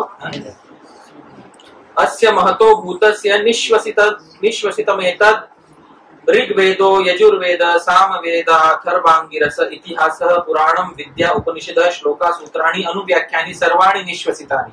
बृहदारण्यक उपनिषद में कहते हैं कि अस्य महतो भूतस्य, ये जो सबसे महान आत्मा इस संसार में है, सबसे बड़े परमात्मा इस संसार में कौन है? भगवान विष्णु। उनके निश्वसितम एतद्, उनके ही श्वास से बाहर निकला है। ये क्या क्या बाहर निकला है? पहला ऋग्वेदो, पहला क्या निकला? ऋग्वेद। फिर यजुर्वेद, सामवेद, अथर्ववेद, इसको अंगिरस भी कहते हैं। इतिहास, इतिहास भी निकला। इतिहास में तो सारी कथाएं हैं, हाँ, इतिहास में वो सारी भी निकली। और पुराण, पुराण भी निकले। कौन कौन से पुराण? हाँ 18 पुराण जो है वो भी निकले, और 18 पुराण भी निकले। उसके बाद विद्या, सारी विद्याएं भी निकली, 64 विद्याएं हैं, उपनिषद, श्लोक, सूत्र, वेदांत सूत्र, उनके व्याख्यान, अनुव्याख्यान, सारे के सारे किसके श्वास लेने से निकले हैं? भगवान के। तो जो भगवान से निकला है वो भी क्या होता है? भगवान ही होता है। ये बात है, आप समझ रहे हैं? भगवान से निकला हुआ किसी अलग श्रेणी में नहीं जाएगा, वो भगवान की श्रेणी में ही आता है। तो भगवान को कहते हैं पर ब्रह्म और वेद को कहते हैं शब्द ब्रह्म। यही तो बात है। अच्छा, अगर ये भगवान से निकला है तो फिर वेद का कोई कर्ता नहीं है। आप समझ रहे? वेद का कोई क्या नहीं है? कर्ता। कर्ता समझते किसको बोलते हैं? इंग्लिश में बोलते हैं ऑथर, लिखने वाला। क्या वेदों का कोई कर्ता है? नहीं है। तो जब वेदों का कोई कर्ता ही नहीं है, हा? तो वेद जो है अपौरुषेय हो गए। क्या हो गए? वेद अपौरुषेय। इनको किसी पुरुष ने लिखा नहीं है। ये नहीं कि 3 लोग मिलके हाँ चलो 10,000 साल बाद लोगों को बेवकूफ बनाएंगे, हाँ हम तो मर गए होंगे, हाँ पर हाँ, हमें इस बात की खुशी होगी कि हम लोगों को बेवकूफ बना रहे हैं। ऐसा नहीं हो सकता, आप समझ रहे हैं? ऐसे कोई भी ग्रंथ नहीं लिखता है। धर्म के ग्रंथ इस प्रकार से नहीं लिखते। अधर्म के ग्रंथ जरूर लिखे जा सकते हैं इस प्रकार, समझ में आया? लेकिन धर्म के ग्रंथ इस प्रकार से नहीं लिखे जाते। और जिस भाषा में लिखा गया है वेद, आप समझ रहे हो? जिस भाषा में लिखा गया है उस भाषा पर भी ध्यान देना आवश्यक है। वेद जिस भाषा में लिखा गया है वो बोलचाल की भाषा से बहुत ऊंची भाषा है या बोलचाल की भाषा से नीची भाषा है? ऊंची भाषा है, समझ रहे हो? और आजकल भाषाओं का जो चलन है, भाषाओं का ऊर्ध्वगति हो रही है कि भाषाओं की अधोगति हो रही है? अधोगति हो रही है। तो जो भाषा हमारी भाषा से बहुत अधिक उन्नत है, आप समझ रहे हो, वो भाषा मनुष्यों की बनाई हुई होगी या वो भाषा ऊपर के किसी ऊंचे स्रोत से आई होगी? आप समझ रहे हो? हाँ, ऊंचे स्रोत से आई होगी। सीधी बात है ना? क्योंकि आप लाख कोशिश कर लो पर आप ऐसी भाषा नहीं बना पाओगे। लाख कोशिश कर लो आप ऐसी भाषा नहीं बना पाओगे जैसी भाषा वेद की है। प्रोग्रामिंग लैंग्वेज होता है ना कंप्यूटर में, आप समझ रहे? प्रोग्राम C++, किसने पढ़ा है C++? तो C++ मैंने भी पढ़ा है। तो जो C++ हम प्रोग्राम लिखते हैं तो एक प्रोग्राम में उसको नाम होता है टर्बो C++। किसने देखा टर्बो C++? है ना, देखा होगा बहुत सारे लोगों ने। या विजुअल C++, है ना। तो टर्बो C++ वर्जन 4.0 आता था, आप समझ रहे? C++ में भी कौन सा वर्जन हुआ? 4.0। तो संस्कृत में वर्जन आज तक कौन सा चल रहा है? 1.0। आप समझ रहे ना? इसमें 2.0 नहीं हुआ। बात यह है कि मनुष्य चाहे, क्योंकि मैंने कंप्यूटर में पढ़ाई की है, ट्यूरिंग मशीन होता है, ट्यूरिंग मशीन इसने पढ़ा होगा, हाँ। तो ये लॉजिक मशीन्स होते हैं। तो मनुष्य चाहे तो ये बना सकता, आर्टिफिशियल इंटेलिजेंस तक पहुंच गया ना, सही बात है कि नहीं? हाँ, तो आर्टिफिशियल इंटेलिजेंस में आजकल जो चल रहा है, क्या क्या चल रहा है बताइए? कौन से चल रहा है? Chat GPT. कौन से वर्जन पे चल रहा है? 4.0। सही बात है कि नहीं? हाँ, 4.0 पे चल रहा है। और पाणिनि की अष्टाध्यायी कौन से वर्जन पे चल रही है? 1.0 पे चल रही है। तो अष्टाध्यायी आज भी 1.0 पे चल रही है। उसका कारण ये है कि वो जैसे भगवान ने दिया था वो जो सत्य होगा, उसमें कोई बदलाव नहीं किया गया। तो भगवान पाणिनि ने जो हमें दिया, भगवान पाणिनि ने हमको वेद भगवान दिए। क्या दिए भगवान पाणिनि ने हमको? वेद भगवान दिए। ये बात है। और इसी कारण से हम भगवान पाणिनि को है हमारा वेद का आचार्य मानते हैं। उन्होंने ही हमको वेद जो है हमको प्रदान किया है और वेद समझने की भाषा हमको प्रदान की है। आप सभी समझ पा रहे हैं? तो ये बात है हमारा। आज आप आर्टिफिशियल इंटेलिजेंस लाख बना लो, 4.0 वर्जन में आपकी संतुष्टि नहीं होगी। अगला वर्जन आ ही रहा होगा। कौन सा वर्जन आएगा इसके बाद? 5.0, फिर आएगा 6.0। समझ में आ रहे हैं? फिर वो इतना विकृत हो जाएगा धीरे धीरे धीरे धीरे, आप समझ रहे हैं? हाँ, कि आप उसमें कभी एक लेवल ऑफ परफेक्शन प्राप्त नहीं कर सकते। हमेशा अगला वर्जन आएगा। एक बात लिख के रख लेना, हमेशा कौन सा वर्जन आएगा? अगला। क्यों आएगा? बोलो क्यों आएगा? क्योंकि जिसका आरंभ होता है उसका अंत भी होता है। आप समझ रहे हो, जिसका आरंभ होता है उसका क्या होता है, अंत होता है। और जिस वेद का आरंभ नहीं हुआ उसका कभी क्या नहीं होगा, अंत नहीं हो सकता। यही बात है। इस सिद्धांत को गीता में भगवान ने कितने सही से समझाया। ना सतो विद्यते भाव, ना भाव विद्यते सतः। ये एक ही सूत्र में भगवान ने बांध दिया कि जिसका आदि है उसका क्या होने वाला है, अंत, और जो अनादि है वो क्या होने वाला है, अनंत। ये बात है, बात हमेशा ध्यान रखिएगा। आर्टिफिशियल इंटेलिजेंस तक पहुंच गए, हाँ, और बहुत आगे की बात कर ली, सब कुछ हो गया, सब प्रगति की, वो इस भौतिक संसार के अंदर की। इसमें अलौकिक वस्तु का जरा भी स्पर्श नहीं है। आप समझ रहे हो, ये जो 5 इंद्रियां हैं इसके बाहर की कोई चीज नहीं है ये। और जो 5 इंद्रियों के अंदर है उसका आदि होने वाला है और उसका क्या होने वाला है, अंत होने वाला है। वो बिल्कुल अलौकिक वस्तु नहीं है। आप समझ रहे, भारतवर्ष में अलौकिक वस्तु के बारे में एक अलौकिक वस्तु का नाम लूं, आप में से कुछ लोगों ने सुना होगा। एक अलौकिक वस्तु है जो इन इंद्रियों के द्वारा अनुभव की जा सकती है। मालूम है क्या कहते हैं उसको? भरत मुनि ने वो सिद्धांत निकाला। क्या नाम है उसका? रस। आप समझ रहे हैं, क्या नाम है उसका? रस। ये सिद्धांत सबसे पहले कौन सी भूमि पे उत्पन्न हुआ था? भारत भूमि पे। और ये वेद से ही आया। ब्रह्मा जी ने इसको भरत मुनि को दिया और भरत मुनि ने यह सिद्धांत हमारे लिए दिया कि इन भौतिक इंद्रियों में एक अलौकिक वस्तु का जन्म हो सकता है। उस अलौकिक वस्तु का नाम क्या होता है? रस। अलौकिक रस क्या होता है? जब किसी नाट्य इत्यादि को देखकर हमारे ऊपर उस पूरे वो नाटक करने वाला जो नट होता है उसकी भावनाएं जब हमारे पूरे हृदय पर छा जाती है और हमारे अंदर सात्विक विकार उत्पन्न होते हैं, जैसे अश्रु, कंप, पुलक इत्यादि, वो जो अनुभव होता है, वो जो आनंद होता है, उस अलौकिक आनंद को ही क्या नाम से बुलाया जाता है? इतनी सूक्ष्म भावना केवल और केवल एक ही शास्त्र में हो सकती है। कौन से शास्त्र में है? वेद। और अन्य किसी शास्त्र में नहीं हो सकती। ये नहीं कि 3 लोगों ने मिलकर चलो 10,000 साल बाद वाले लोगों को बेवकूफ बनाएंगे, चलो बैठ के कुछ लिखते हैं, है कि नहीं? वैसा नहीं है। समझ तो ये बहुत जानने लायक बात है कि वेद वास्तव में है क्या। मैं बता रहा था अभी 3-3.5 हजार साल पहले के जो ये थे ना हड़प्पा, मोहनजोदारो, ये खोद खोद के निकाले। और अभी कुछ 2-3 दिन पहले समाचार आया कि किसी ने उसमें जो लिपि लिखी हुई थी उस लिपि को किसी ने पूरा का पूरा डिकोड कर लिया। भारतीय आप समझ रहे, उसने डिकोड कर लिया और अभी पता चला कि उसपे क्या लिखा हुआ है। आप समझ क्या लिखा हुआ है उसपे? तो उसपे लिखा हुआ है कि भगवान रुद्र हम पे खुश हो गए, भगवान रुद्र हमारी हमको संपत्ति दे। आप समझ रहे हैं? उसमें 70 से 80% शिव जी का भगवान रुद्र के विषय में कुछ मंगल, ये आजकल रिक्शा पे लिखते हैं ना, भैरवनाथ प्रसन्न, बस वही वाली कुछ बात लिखी हुई है। आज जो हम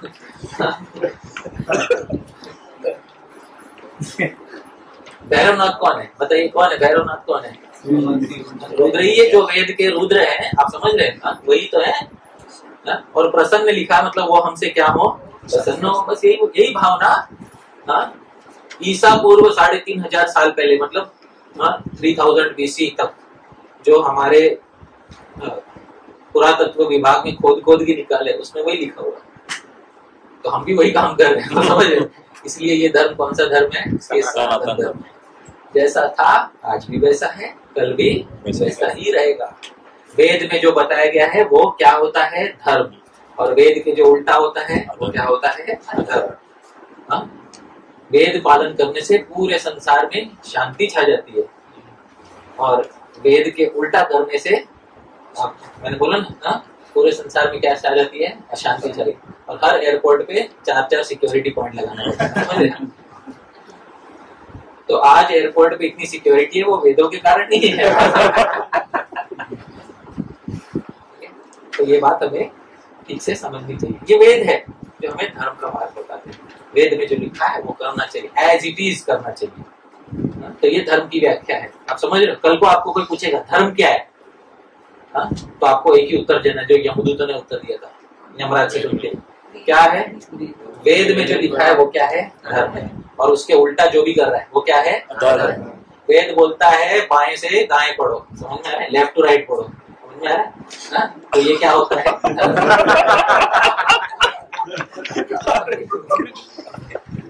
चलिए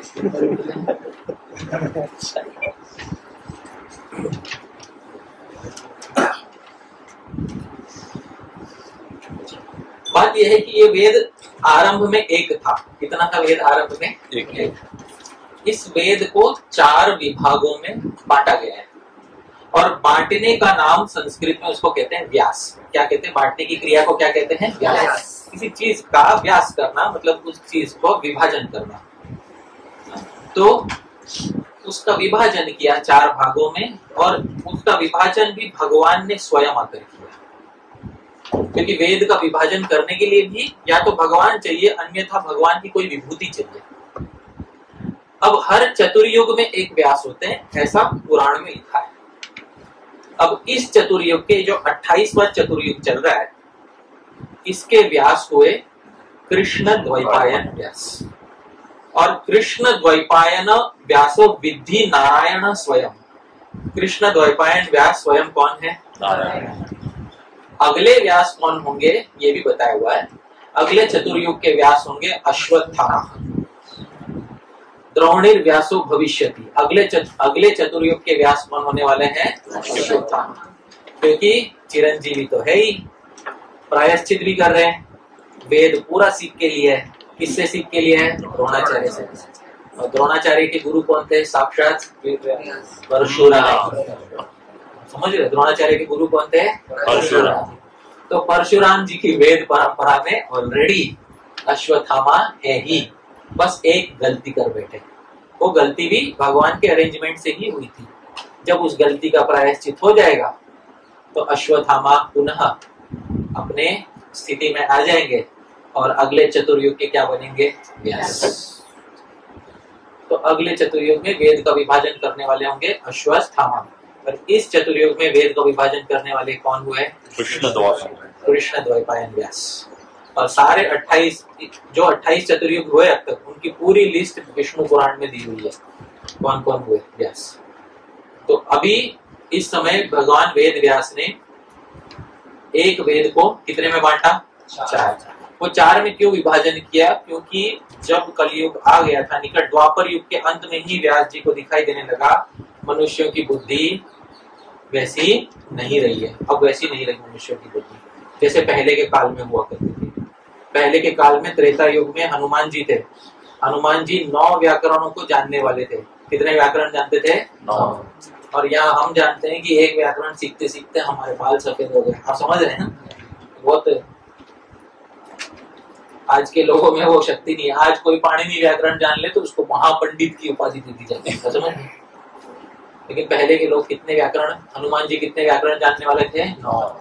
कलयुग में भी एक और व्यक्ति ऐसा हुआ जिसको 7-8 व्याकरण आते थे। 2 व्यक्ति है ऐसे जिनको 7-8 व्याकरण आते थे।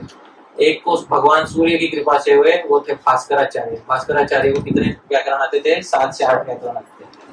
और एक दूसरे व्यक्ति है जिनको 7 से 8 व्याकरण आते थे। कोई नाम बता सकता है? पतंजलि। कालिदास। पतंजलि तो पाणिनि व्याकरण के, हाँ तो भगवान है ही, ठीक है।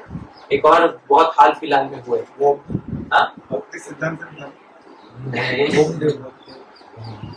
श्रील जीव गोस्वामी। 7 व्याकरणों को जानने वाले श्री जीव गोस्वामी, उन्होंने इन व्याकरणों का आद्योपांत अध्ययन किया है। आदि से लेकर अंत तक अध्ययन किया। फिर उन्होंने खुद के सूत्र लिखने की शक्ति रखने वाले, और क्या ग्रंथ, क्या नाम है उनके ग्रंथ का? हरिनामामृत व्याकरण, जिसमें पाणिनि सूत्र से अलग भिन्न खुद के सूत्र लिखे उन्होंने, जिससे कि भगवान वेद को हम समझ सके। ये बात है, समझ रहे? तो हमें बहुत गौरव है इस बात का कि हमारे संप्रदाय में कौन हुए? श्री जीव गोस्वामी। ये बात है। लेकिन त्रेता युग की बुद्धि वाले व्यक्ति कलयुग में भगवान की कृपा से ही आते हैं, समझ रहे हैं? अन्यथा नहीं आते। ये बात है। तो श्री जीव गोस्वामी बहुत असाधारण बुद्धि के जो है, बहुत विलक्षण बुद्धि के हुए।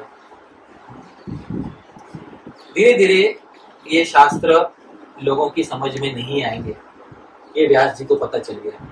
आप लोगों ने अपने जीवन काल में देखा होगा 100 साल पहले भारत में कितने बड़े विद्वान थे, आप सुनते हो, और आज कितने विद्वान है ये आप देखते हो।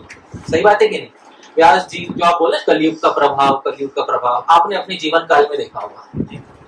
सही बात है कि नहीं? 20-25 साल पहले का कालखंड भी आप लोगों ने देखा है, आज का कालखंड भी आप देख रहे हो, अपनी आंखों से आप देख रहे हो। शास्त्र बताने की आवश्यकता नहीं, प्रत्यक्ष प्रमाण है ये, है कि नहीं? 20 साल पहले पढ़ाई जो होती थी, आप समझ रहे हो, और आज जो पढ़ाई होती है, जमीन आसमान का अंतर हो गया, जमीन आसमान का अंतर हो गया। मैं ही बताता हूँ अपने काल, वेद की बात छोड़ दो, साधारण पढ़ाई की बात कर रहा हूँ। 20 साल पहले जो हमको पढ़ाई का स्टैंडर्ड था वो बहुत ऊंचा था। मैं जब छठी में आ गया था, छठी कक्षा में आ गया था, मुझे संक्षिप्त रामायण और महाभारत पढ़ा दिया गया था, हमारे सिलेबस का पार्ट था। हम जो हिंदी सीखते थे, हमारे बुक का नाम आज भी आता है, उस बुक का नाम था आओ हिंदी सीखें। इतनी ऊंचे दर्जे की किताब थी, उससे जो हमने हिंदी सीखी, आज तक मैं हूँ मराठी हूँ, लेकिन जो हिंदी में उत्तर भारतीय हिंदी जो है वो मैं बोलना सीख गया। इतनी अच्छी पढ़ाई। संस्कृत में लघु सिद्धांत कौमुदी इत्यादि पढ़ाते थे। आज बच्चों को बोलो हिंदी पढ़ने को बोलो, आप समझ रहे हो, वो तो काला अक्षर भैंस बराबर हो गया, आप समझ रहे हो? बहुत शुद्ध हिंदी है, बहुत सिंपल हिंदी बोल, बहुत शुद्ध हिंदी है, बहुत शुद्ध हिंदी बोल रहे। साहित्यिक हिंदी में वार्तालाप करने का सौभाग्य आज की पीढ़ी को प्राप्त होना प्रायः दुष्कर है। यदि आप इसका अर्थ नहीं समझे तो मैं बता देता हूं।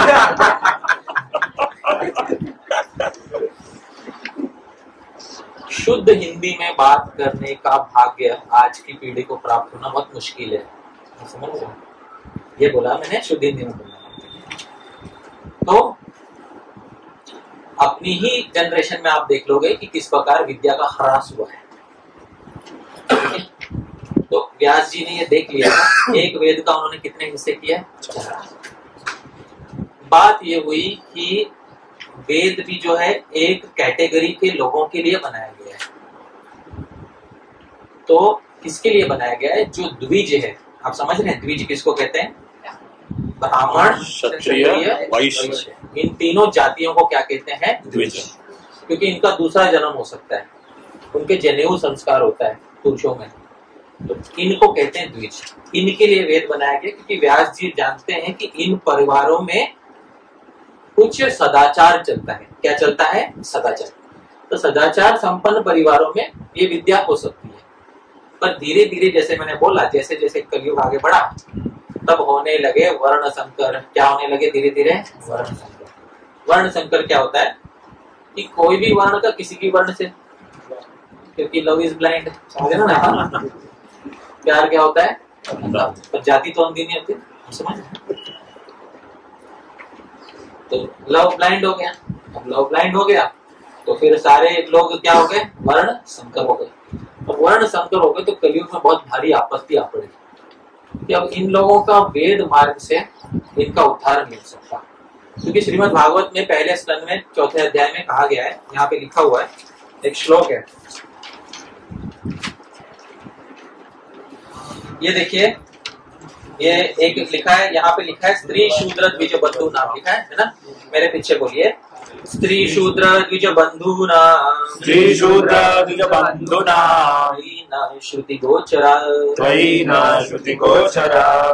तो स्त्री शूद्र और द्विज बंधु, इसमें 99% दुनिया के लोग आ गए, 50% तो स्त्री में आ गए, समझ में आ गए, हाँ?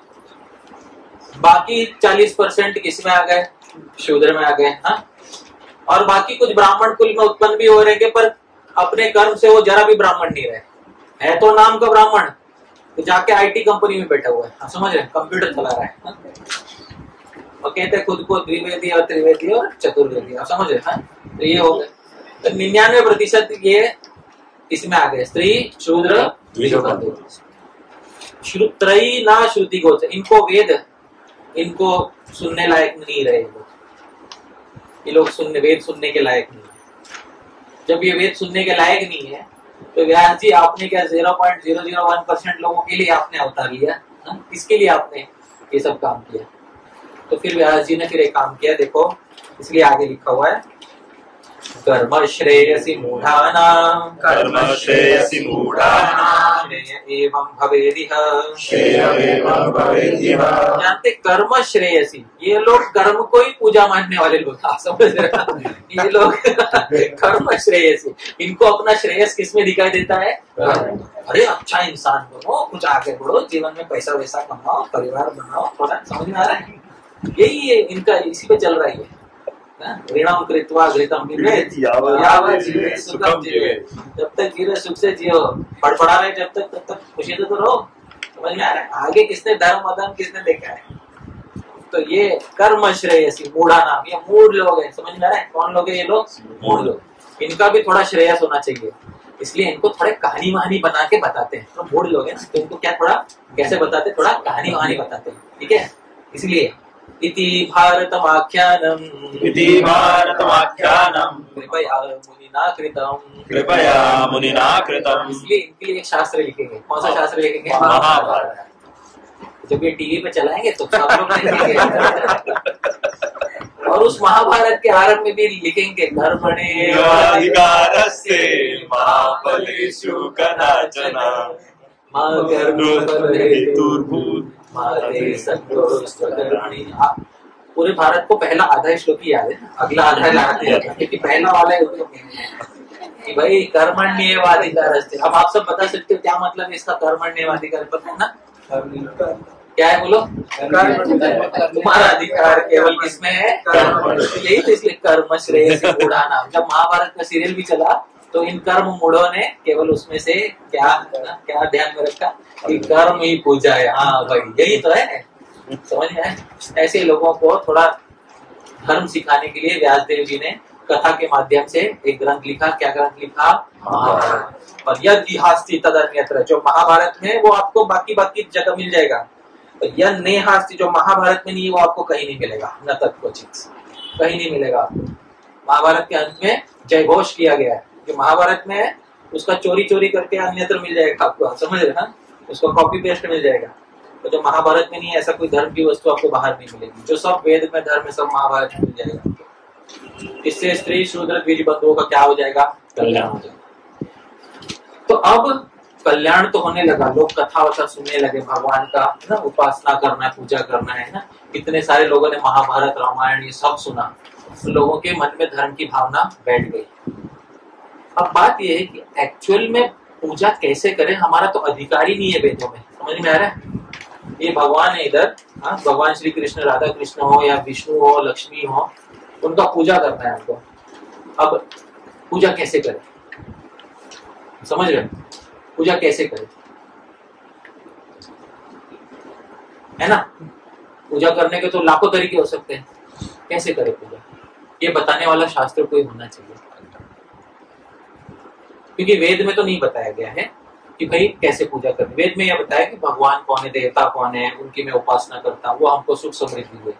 महाभारत में ये बताया कि धर्म के मार्ग पे कैसे चलना है, क्या क्या कथाएं हैं, धर्म के मार्ग पे चलने से क्या होता है क्या नहीं होता, उपवास करना चाहिए, ये सब करना चाहिए। लेकिन वास्तव में यदि हमको भगवान की पूजा करनी है, आराधना करनी, तो कैसे करनी, कौन सी सामग्री लाएंगे? उपासना कांड तो वेदों का है, उसमें तो 99% खारिज हो गए लोग। सही बात है कि नहीं? हाँ, क्योंकि वेद स्त्री शूद्र द्विज बंधुओं के लिए नहीं है। तब भगवान शिव जी ने बहुत बड़ी कृपा की इस संसार पर और एक ऐसा शास्त्र संसार में लाया जिसमें ब्राह्मण से लेकर चांडाल पर्यंत सबका अधिकार है। उसमें वर्ण जाति नहीं पूछना चाहिए। और उस शास्त्र का नाम क्या है? तंत्र। तंत्र नाम सुनते ही लोगों के मन में कुछ अजीब अजीब भावनाएं उत्पन्न होने लगती है कि नहीं? तो बच्चा तो नहीं है ना यहाँ पे, छोटे बच्चे नहीं है ना यहाँ पे। पाश्चात्य जगत में जाओ तो लोगों को तंत्र बोलते ही काम सूत्र से समझ में आता है, समझ है ना? ऐसे ही लोग समझते हैं। तो इसीलिए तंत्र क्या है और तंत्र किस चीज को कहते हैं, ये आज हम हमारे भारतीय शास्त्रानुसार जानकर लेंगे। तो जिन भट्टोजी दीक्षित के पौत्र भानुजी दीक्षित ने वेद की व्याख्या की थी, उन्हीं से इनकी व्याख्या सुनते हैं तंत्र। देखिए यहाँ पे तंत्र लिखा है। तंत्र ये शब्द कौन से धातु से आया है? तन विस्तारे। तो जो ज्ञान का विस्तार करता है, समझ में आ रहा है, उस शास्त्र को क्या कहते हैं? तंत्र। व्याकरण में उनादि सूत्र में ष्ट्रंग प्रत्यय होता है, ष्ट्रंग प्रत्यय लगाने से तंत्र शब्द बनता है। तंत्र का दूसरा नाम होता है आगम। क्या नाम है? आगम। महान विद्वान वाचस्पति मिश्र आगम की व्याख्या करते हुए बोलते, मेरे पीछे बोलिए, आगच्छन्ति बुद्धिमारोहन्ति यस्मात् अभ्युदयानि श्रेयसोपाया आगमः आते हैं हमारी बुद्धि में, जिस शास्त्र से हमारे कल्याण के उपाय, जिस शास्त्र से आगमः आते हैं हमारी बुद्धि में हमारे कल्याण के उपाय, उन्हीं शास्त्रों को क्या नाम दिया गया है? आगम। और जिससे विस्तार होता है कल्याण का, तनोति विस्तार होता है, उसको क्या कहते हैं? तंत्र। तंत्र और आगम ये शास्त्र भगवान शिव जी ने कृपा करके कलयुग में प्रकट किए। बहुत भारी कृपा हुई भगवान की, क्योंकि जिसमें 99% का अधिकार नहीं था, वो कौन सा शास्त्र था? वेद। और अब जिसमें 100% का अधिकार है, वो शास्त्र कौन सा है? तंत्र। अब तंत्र में जब हम सुनते हैं तो बोलते हैं ना, कुछ तो तंत्र मतलब कुछ गड़बड़ करने वाला शास्त्र होता है, समझ में आ रहा है? तो बहुत बार तंत्रों को इसलिए बोला जाता है क्योंकि तंत्रों में बहुत प्रकार है। तंत्रों के प्रकार बहुत सारे हैं। उसमें से तंत्र के प्रकार, कुछ तंत्र होते हैं जो सत्व गुण में होते हैं, कुछ तंत्र रजोगुण में होते हैं और कुछ तंत्र तमोगुण में होते हैं। तो जो तमोगुण में तंत्र होते हैं, जैसे कुछ तंत्र हैं, जैसे कंकाल तंत्र, अघोर तंत्र है ना, मुंडमाला तंत्र, ये सब नाम सुने होंगे आपने। तो ये सब भी तंत्र होते हैं। वैसे ही कुछ रजोगुण में तंत्र होते हैं, भैरव तंत्र, समझ में आ रहा है?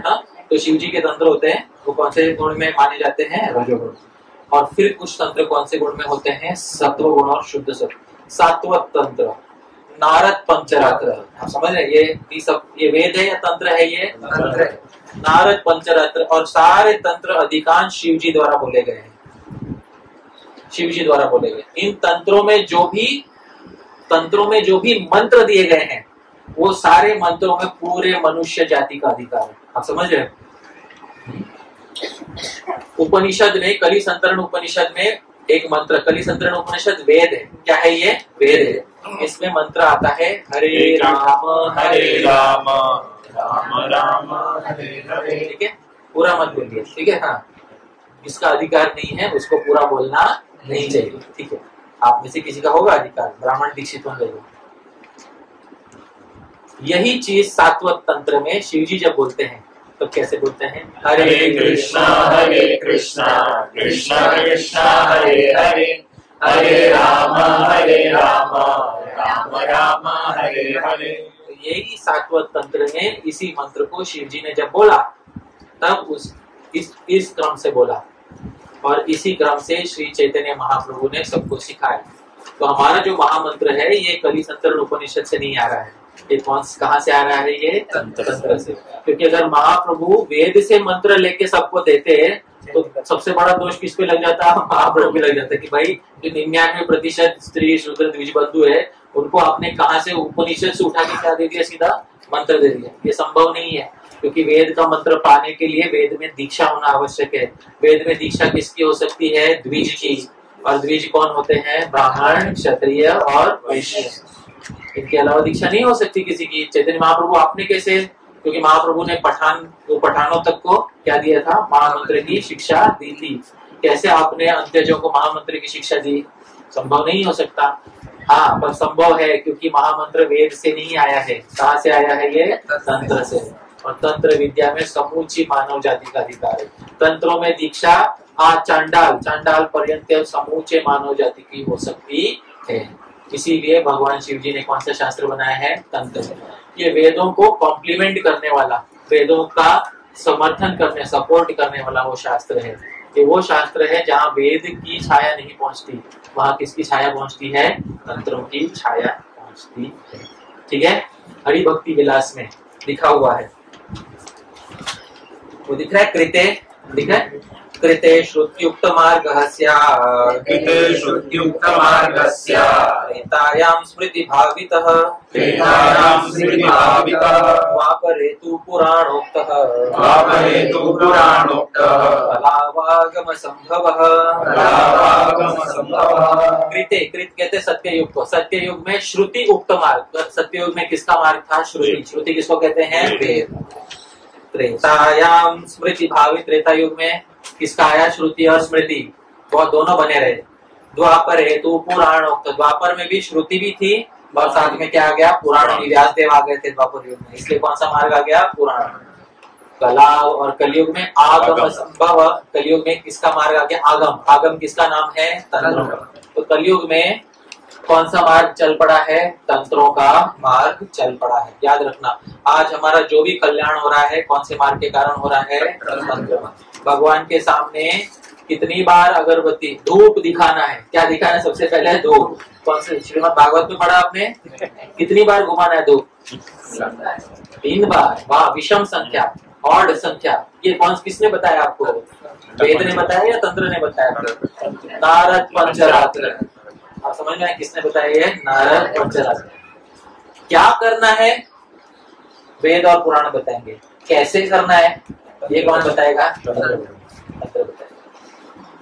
सही बात है। तो ये पूरी की पूरी विद्या इसमें है, तंत्रों में। वैष्णवों के लिए वैष्णव तंत्र, शैवों के लिए शैव तंत्र, शक्ति के उपासकों के लिए शक्ति तंत्र, शाक्त तंत्र। और इन्हीं को देखे देखे फिर बौद्धों ने अपने कौन से तंत्र बना लिए? बौद्ध तंत्र। कि अगर इन लोगों के पास इनके तंत्र है तो हमारे पास भी हमारे क्या होने चाहिए? तंत्र होने चाहिए। सही बात है। बहुत कॉपी पेस्ट हुआ है इतिहास में, आप समझ रहे हैं। हाँ, लेकिन मूल जो है वो एक ही कल्चर में है, वो है हमारी सनातन धर्म में। ठीक है। उसके नीचे हरि भक्ति विलास कहते हैं, मेरे पीछे बोलिए। अशुद्धा शूद्र कल्पाहि, ब्राह्मणा कलि संभवा, तेषाम् आगम मार्गेण, शुद्धिर्न श्रौत वर्त्मना। अशुद्धा शूद्र कल्पाहि ब्राह्मणा कलि संभवा। कलियुग में जन्मने वाले ब्राह्मण अशुद्ध है और शूद्रों जैसे, सीधा सीधा लिखा हुआ है। तेषाम आगम मार्गेण शुद्धि, उनकी भी शुद्धि कौन से मार्ग से होने वाली है? आगम मार्ग से। आगम मतलब कौन सा मार्ग? तंत्र। ना श्रौत वरना श्रुति मार्ग से नहीं होने वाली, वेद मार्ग से नहीं है उनकी शुद्धि। उनकी शुद्धि भी कौन से मार्ग से होने वाली है? तंत्रों के मार्ग से ही होने वाली है।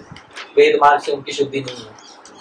प्रभुपाद जी इसी श्लोक को छोटा बोल के बोलते हैं कलौ शूद्र संभवा। ये जो है ना, प्रभुपाद जी बोलते हैं कलौ शूद्र संभवा, वो इसी श्लोक का थोड़ा सा संक्षेपीकरण करके उसको बोला गया है। कलौ शूद्र, कलयुग में सब शूद्र है, तो वो इस श्लोक से उन्होंने लिया था। अच्छा, श्रीमद् भागवत भी देखो क्या कहता है सत्ययुग के विषय में। श्रीमद् भागवत में देखिए क्या क्या, मेरे पीछे बोलिए। यजंती तपसा देवम, यजंती तपसा देवम। 11वें स्कंद में चारों युगों का धर्म बताया जा रहा है। यजंती तपस, सत्ययुग में केवल ओमकार बोल के तपस्या करना है। ओमकार श्रुति में पाया जाता है। किसमें पाया जाता है? श्रुति में। तो श्रुति का भी केवल बीज लेना है, उससे काम हो जाएगा। पूरी श्रुति नहीं चाहिए, केवल क्या लेना है? उसका बीज। और ओमकार पे ध्यान लगा के, कौन सा मार्ग? सत्ययुग में क्या युग धर्म था? ध्यान। ध्यान कौन से मंत्र पे लगाना? ओमकार। एक्चुअली आप लोग बोलना नहीं चाहिए, तो ब्राह्मण दीक्षा नहीं है उसको बोलना नहीं चाहिए, लेकिन अभी आजकल क्या है ना, पूरा गायत्री मंत्र टेप पे चला दिया, समझ रहे ना? ऐसा युग आ गया। बोल, मुख से बोलना नहीं, प्रणव कहना चाहिए। क्या कहना चाहिए? प्रणव से, प्रणव का जप करके सिद्धि प्राप्त होती थी। फिर त्रेता युग आया। त्रेता युग में लोगों की इच्छाएं और होने लगी सत्वगुण, रजोगुण, तमोगुण में। तो भगवान जो आए त्रेता युग में, युग धर्म स्थापन, भगवान का नाम ही यज्ञ था। क्या नाम था उनका? यज्ञ। और उसमें क्या धर्म था? देखिए अगला त्रेता युग में देखिए, यजंती विद्या त्रय्या, यजंती विद्या त्रय्या। त्रेता युग में त्रयी विद्या, वेद विद्या के द्वारा भगवान की उपासना होती थी। धीरे धीरे काल और खराब होने लगा। फिर कौन सा युग आया? द्वापर। अगला द्वापर युग, मेरे पीछे बोलिए। यजंती वेद तंत्राभ्याम, यजंती वेद तंत्राभ्याम। द्वापर युग में भगवान श्री कृष्ण कहते हैं कि द्वापर युग में उपासना, डीटी वर्शिप आ गया। डीटी वर्शिप में मतलब अर्चा विग्रह की पूजा। अगर अर्चा विग्रह की पूजा करने के लिए कोई अर्चा विग्रह, पहले उसका महात्म्य क्या होता है वेद से जानना है, और पूजा कैसे करनी है वो किससे जानना है? तंत्र। वेद तंत्राभ्याम। अब चौथा युग आ गया। कौन सा युग आ गया? कलयुग। कलयुग के लिए भगवान 11वें स्कंद में क्या बोलते? देखिए, नाना तंत्र विधानेन, नाना तंत्र विधानेन। कलयुग में अब एक ही मार्ग रह गया है। कौन से मार्ग से चलना है? श्रीधर स्वामी टीका वो करते हुए मेरे पीछे देखिए, क्या मेरे पीछे बोलिए, नाना तंत्र विधानेनेति कलौ तंत्र मार्गस्य प्राधान्यम दर्शयति। कलयुग में एक ही मार्ग की प्रधानता है। कौन से मार्ग की प्रधानता है? तंत्र मार्ग। आप में से जो बोलते हैं ना ब्राह्मण दीक्षा, ब्राह्मण सेकेंड इनिशिएशन लेते हैं ना, उस सेकेंड इनिशिएशन में जो मंत्र मिलते हैं उसमें से अधिकांश मंत्र तंत्र के मंत्र है। उसमें अधिकांश वेद के मंत्र नहीं है। किसके मंत्र है? उसमें तंत्रों के मंत्र है। उसमें कान गायत्री मिलती है, बहुत सारे गायत्री मिलते हैं ना? और उसमें जो सारी गायत्रियां मिलती हैं वो सारी गायत्रियां वेद की गायत्रियां नहीं है। अधिकांश इसकी गायत्रियां है वो तंत्रों की है। तो हम जो सेकेंड इनिशिएशन मिलता है वो भी मुख्यतः किसमें मिल रहा है हमको? तंत्रों में, क्योंकि अधिकांश लोगों का अधिकार वेद में नहीं है, और ये युग भी वो नहीं है, और युग धर्म भी वो नहीं है, और वो शास्त्र भी उसके लिए नहीं है। कलयुग में एक मार्ग है। किसका मार्ग खुला हुआ है? तंत्र का मार्ग खुला हुआ है। और इस तंत्र के मार्ग से ब्राह्मण से चांडाल, ब्राह्मण से लेके कहाँ तक? चांडाल पर्यंत सबका अधिकार है इसमें, सबका अधिकार है इसमें। तो वैष्णवों के तंत्र हो गए, वैष्णव तंत्र, शैव तंत्र, शाक्त तंत्र, और वैष्णव तंत्र को ही नाम पड़ गया है पंचरात्र, और कभी कभी इसको कहते हैं भागवत धर्म। क्या कहते हैं इसको? भागवत धर्म, और सात्वत धर्म भी कहते हैं। अच्छा, अब मैं आपको जाते जाते तंत्र मार्ग की बहुत विलक्षण बात बताऊंगा। किसी के पास मोबाइल में गूगल है, ठीक है, तो आप सर्च कीजिएगा, जिसके पास है सर्च कर सकते हैं। एक चीज सर्च कीजिए, इसको कहते हैं, मैं जो बोल रहा हूँ वो सर्च कीजिएगा। आज भी भारत के एकदम मध्य में एक खंबा है, उसका नाम है हीलियोडोरस पिलर। क्या नाम है उसका? हीलियो, HELIODORUS, और स्पेस करके पिलर है, ठीक है। आया, ठीक है। इसका विकिपीडिया का पेज होगा, इसको ओपन कीजिएगा, हीलियोडोरस पिलर, ठीक है। 113 BC, मतलब कितना साल हो गया? 2100 साल हो गया ना। इस समय ग्रीस से यवन एक व्यक्ति ने आकर भगवान वासुदेव के लिए बनाया हुआ खंबा आज भी भारत में विद्यमान है। उस व्यक्ति का नाम था हीलियोडोरस नाम था। उसने भगवान वासुदेव के लिए उसने खंबा बनाया, गरुड़ स्तंभ बनाया उसने, और गरुड़ स्तंभ बनाकर उसने उसके ऊपर जो संस्कृत में लिखा है, आप पेज में नीचे जाओगे, संस्कृत में लिखा है, देव देवस्य वासुदेवस्य गरुड़ ध्वजोयम कारितो हीलियोडोरेना। मैं हीलियोडोरस हूँ, मेरे द्वारा देवों के देव भगवान वासुदेव के लिए मैंने ये गरुड़ स्तंभ बनाया, क्योंकि मैं भागवत धर्म को मानने वाला व्यक्ति हूँ। आप समझ रहे हो? 2100 साल पहले, as it is the first known, इससे पहले कितने होंगे वो नहीं पता, फर्स्ट नॉन, पहला जो हम जानते हैं इतिहास में, वेस्टर्न या मलेच या यवन जो भागवत धर्म में दीक्षित हुआ, उसका नाम क्या था? आज हमको पता है। उसने मध्य प्रदेश में उसने भगवान के लिए गरुड़ स्तंभ बनाया। वो गरुड़ स्तंभ आज भी, उस पे संस्कृत में जो उसने अपना नाम लिख कर गया है वो आज भी विद्यमान है। समझे? पर ये वेद मार्ग की कृपा से नहीं हुआ। ये कौन से मार्ग की कृपा से हुआ है? तंत्र मार्ग। क्योंकि तंत्र मार्ग में हीलियोडोरस का भी अधिकार है। आप समझ रहे? और आजकल वेद मार्ग में बहुत सारे दुबे और चौबे का भी अधिकार नहीं रह गया है। ये बात है। तो ये है वेद मार्ग। और कौन सा मार्ग? तंत्र मार्ग। यदि आपको देखना है गौड़ीय वैष्णव संप्रदाय में सभी तंत्रों का एक जगह पर हरि भक्ति विलास, जो हमको बताता है कि किस प्रकार से भगवान की पूजा करनी है। अगरबत्ती धूप घुमाना है तो विषम घुमाना है। कितना घुमाना है? विषम। विषम मतलब क्या होता है? ऑड।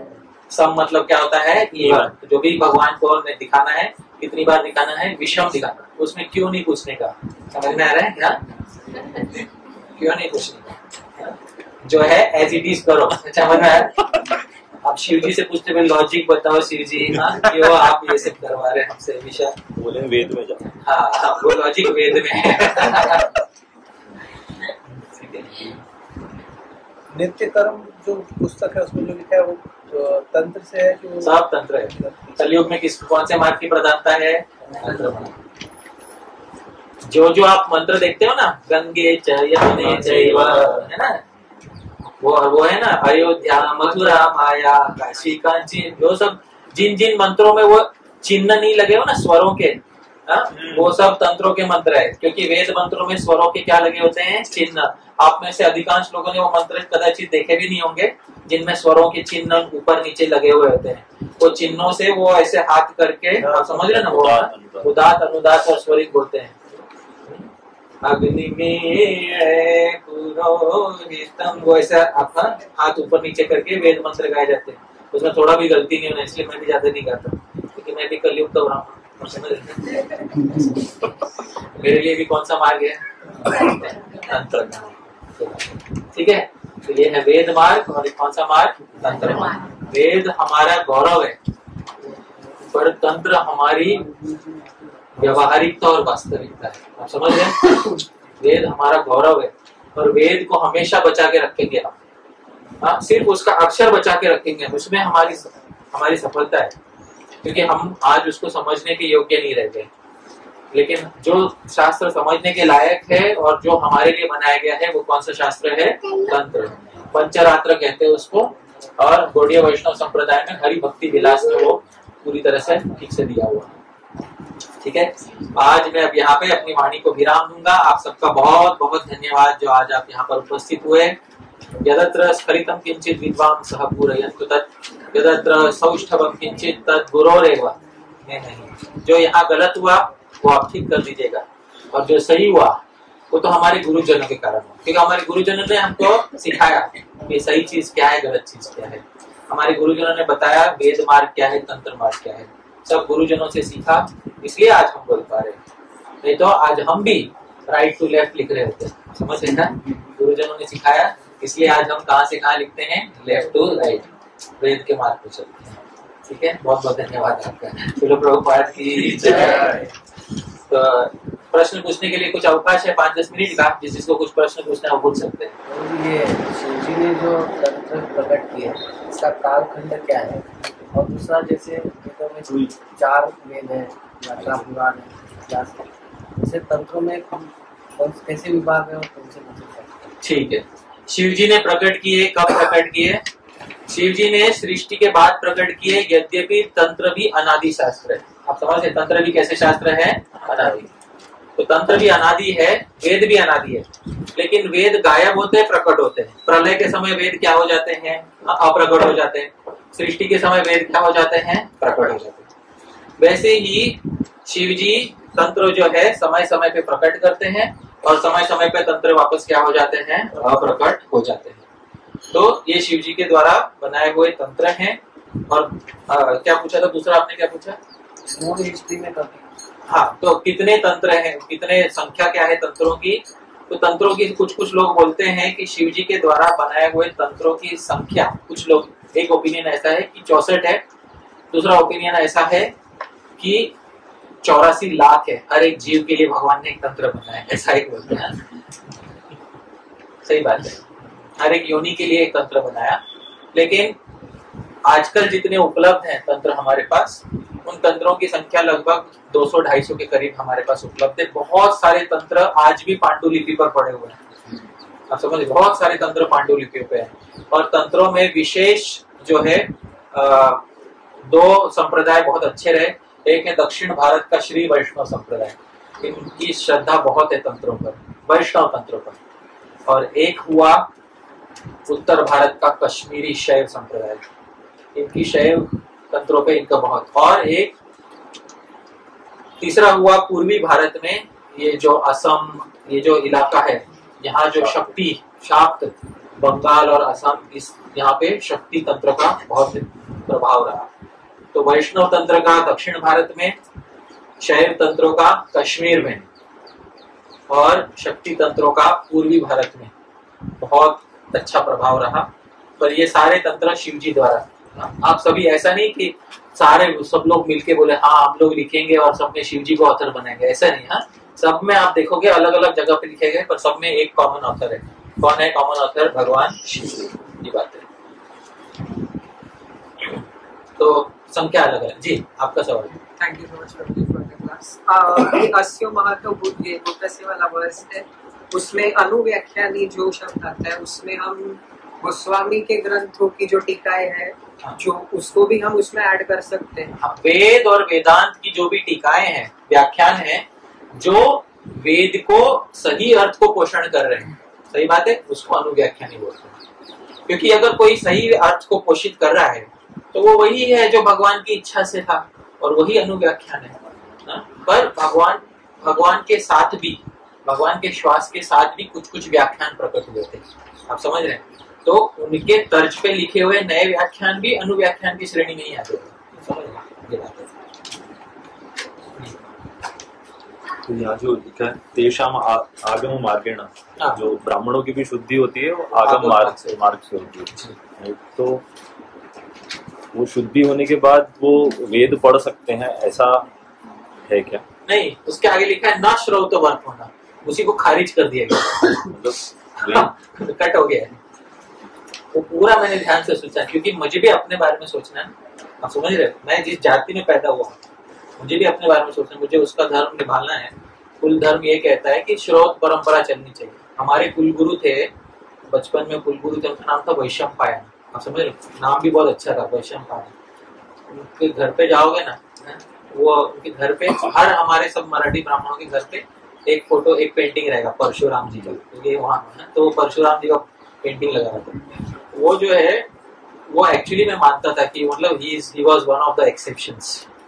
बहुत कम हुए हैं जो ऐसे सच में श्रौत मार्ग से जिनकी शुद्धि हो सकती है। और जो श्रौत मार्ग से शुद्धि करने वाले ब्राह्मण हुए भी हैं, उसमें भी बहुत सारे ऐसे हैं जो तंत्र मार्ग में अपने आप को बहुत धन्य मानते हैं। जैसे हमारे नासिक के थे हरि बाबा शास्त्री, हरि सूरी जी, ऋग्वेदी ब्राह्मण थे और अच्छा ऋग्वेद पूरा पढ़ा था इन्होंने, पूरा अच्छे से पढ़ा था। पर इनका फिर भी इनकी इच्छा श्रीमद् भागवत और वैष्णव तंत्रों में इनकी अधिक रुचि थी। तो एक रुचि भी होती है, आप समझ रहे, किसी की तो रुचि के अनुसार भी कुछ लोग चलते हैं, और योग्यता तो तंत्र मार्ग में सब, ये बात है। आदि से लेकर अंत तक तंत्र मार्ग, कलयुग में तंत्र मार्ग से फला, ये बात है, ठीक है। लेकिन मतलब मेरा सेकंड पार्ट का क्वेश्चन वो ये है कि जैसे आपने बोला उच्चारण नहीं करना चाहिए, वेदों का उच्चारण नहीं करना, जिसको ये नहीं है, तो जो ब्राह्मण आगम शास्त्र से भी प्यूरिफाइड हुए हैं वो उच्चारण कर सकते हैं क्या? जो आगम शास्त्र से शुद्ध हो गए वो वेद का उच्चारण कर सकते हैं? नहीं, क्योंकि वेद शास्त्रों की ट्रेनिंग अलग होती है, वो वेदांग पढ़ना पड़ता है और वेदांग में बताते हैं स्वर कैसे हो। एक होता है उदात, अनुदात, स्वरित, ये 3 स्वर तो सुने हैं। एक चौथा भी होता है, हमको वैशंपायन जी बोलते थे, प्रचय नाम है उसका, सुना है कभी प्रचय? नहीं ना, एक और स्वर होता था। ये लोग सब 24 घंटा वही काम करते थे ये लोग, आप समझ रहे हैं? तो मैं देखा था, बचपन में देखा था उनको, वैशंपायन नाम था। और उदात, अनुदात, स्वरित और चौथा स्वर होता है प्रचय, वो चौथा एक अलग ही स्वर होता है। तो उन लोगों को वो सब उन्होंने ऐसे उनके लाइफ में उनका एक गोल था कि मैं एक ऐसा शिष्य पैदा करूं जो 7 प्रकार के स्वर निकाल सके अपने कंठ से, समझ रहे हैं, ऐसा उनका लक्ष्य था। अब मैं नहीं जानता हूँ सब, एटलीस्ट मैं तो वो नहीं हुआ, आप समझ रहे हैं, लेकिन उनका वो ध्येय था कि वो ऐसे बनाए। तो वो बहुत डिफिकल्ट काम है वो, और वेद में थोड़ी भी गलती हो गई ना तो बहुत बड़ा हर्जाना भुगतना पड़ेगा, थोड़ी भी गलती हो गई तो। इसलिए आजकल के ब्राह्मण है ना, सब पूजा पाठ तंत्र मार्ग से करते हैं, तो तंत्र से करने के बाद भी बोलते हैं कि यह न्यूनम जो कम हो गया वो ठीक कर दो भगवान, आप समझ रहे हैं ना, ये सब बोलते हैं। सही बात है, क्यों बोलते हैं? अरे आप तो तंत्र मार्ग से करें। हाँ, इसमें भी हमको कॉन्फिडेंस नहीं है कि हम एक श्लोक का उच्चारण ठीक से कर सके। न और ण का भेद नहीं आता, आप समझ रहे हो, ट और ठ का भेद नहीं आता, ड और ढ का भेद नहीं करते, जो श बंगाली लोग, सॉरी हमारे गुरुजी ना बोलते थे, कोई बंगाली बच्चा था पढ़ने का आया था, तो वो स को भी शाह बोलता था, श को भी शाह बोलता था, व को ब बोलता था। तो हमारे गुरुजी ने एक श्लोक बताया, मेरे को वो श्लोक मैं बहुत ढूंढने का प्रयास किया। उसमें ऐसा था कि सरस्वती जी ब्रह्मा जी के पास जाके प्रार्थना कर दी कि ब्रह्मा जी बंगाली लोगों को बोलो या तो अपना उच्चारण ठीक करें तो अपने लिए दूसरी सरस्वती ढूंढ लें। हमारे गुरु जी बहुत श्लोक सुनाते थे बचपन में, ऐसे बहुत श्लोक सुनाते थे।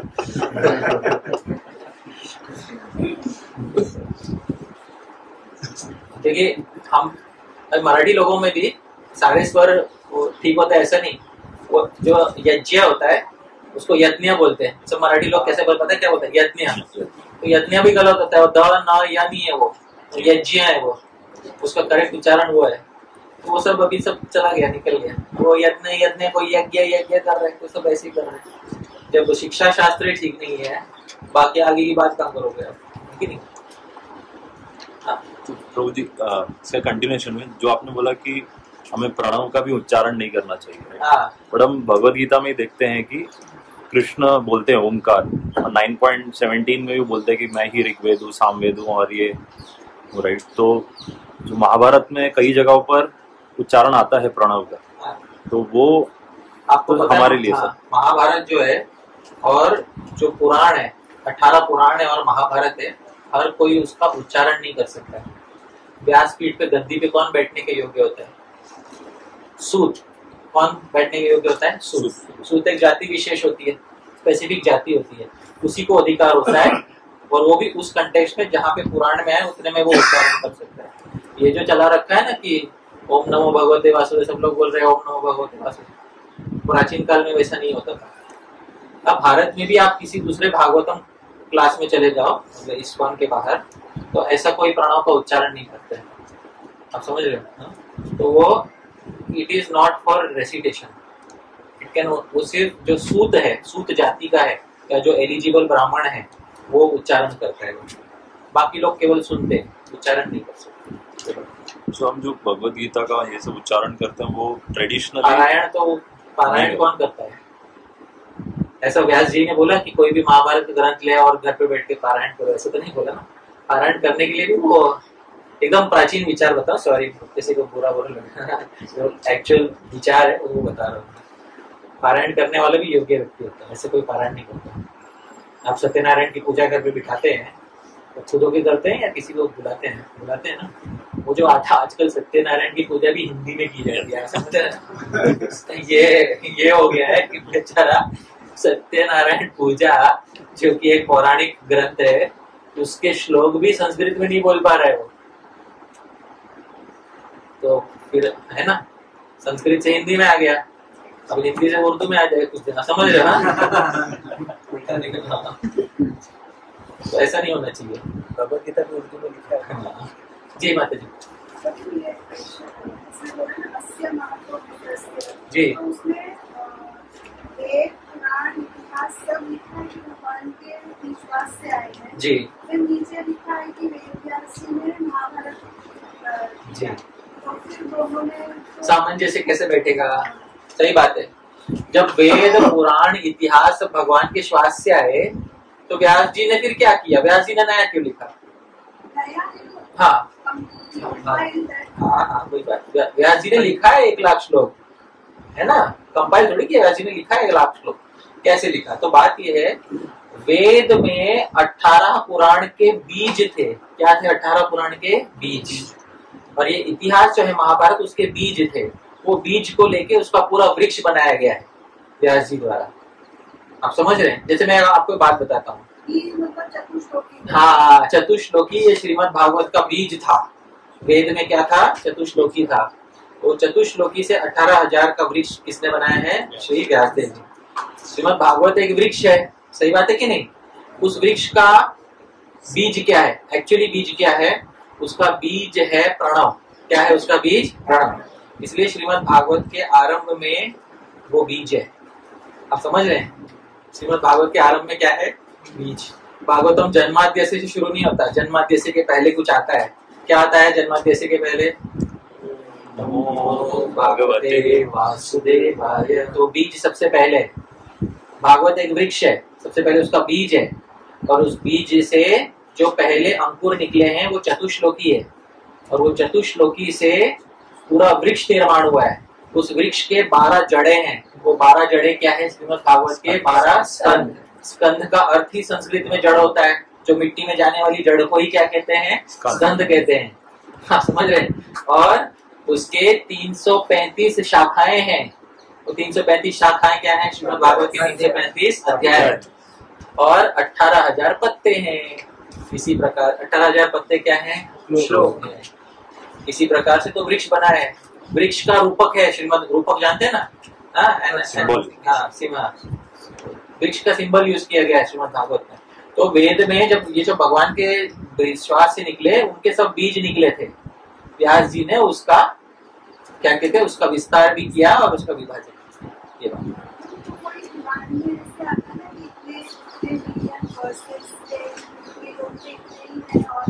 श्री व्यास देव जी ने ब्रह्मा जी से प्राप्त किया, क्योंकि ब्रह्मा जी से आए हैं पुराण भी सारे। ब्रह्मा जी से नारद जी को आए, नारद जी से किसको आए? व्यास जी को। ब्रह्मा जी ने कुछ कुछ श्लोक केवल ऊपर के लोगों के लिए रखे हैं। वो इसलिए रखे कि ऊपर के लोगों का जीवन अलग है, उनकी शैली अलग है, वहाँ वर्णाश्रम नहीं होता। माता जी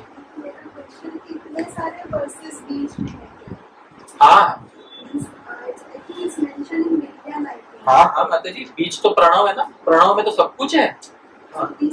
इतने सारे वर्सेस बीज है। जैसे अभी हम बोल रहे हैं भागवत के लिए चतुश्लोकी, आपने बोला प्रणव एंड चतुश्लोकी जी। तो फॉर चतुश्लोकी के लिए 18,000 कर दिया मतलब भागवत। तो अभी that many billion seed versus नहीं, सीड नहीं है वो, तो इस लोक के लिए वो वृक्ष है। ऊपर के लोगों के लिए उसी चतुश्लोकी से और बहुत सारे श्लोक निकलेंगे, और उसके ऊपर के लोगों के लिए उसी चतुश्लोकी से और बहुत सारे श्लोक जो निकले हुए हैं उनका मेंशन है। जी जी, ठीक है। और ऊपर के लोग अलग होते हैं माता जी, क्योंकि ऊपर के लोगों पे वर्णाश्रम नहीं होता। जो ब्राह्मण, क्षत्रिय, वैश्य, शूद्र जो है, ब्रह्मचारी, गृहस्थ, वानप्रस्थ, सन्यासी है, स्वर्ग लोक में एक भी सन्यासी नहीं है। समझ रहे हैं? स्वर्ग लोक कर्म योनि नहीं है। स्वर्ग लोक कौन सी योनि है? भोग योनि है। तो स्वर्गलोक का शास्त्र पूरा अलग है। वहां पे धर्म की व्याख्या स्वर्गलोक के अनुसार होगी थोड़ी सी, ठीक है? वो डिटेल में नहीं जाऊंगा वरना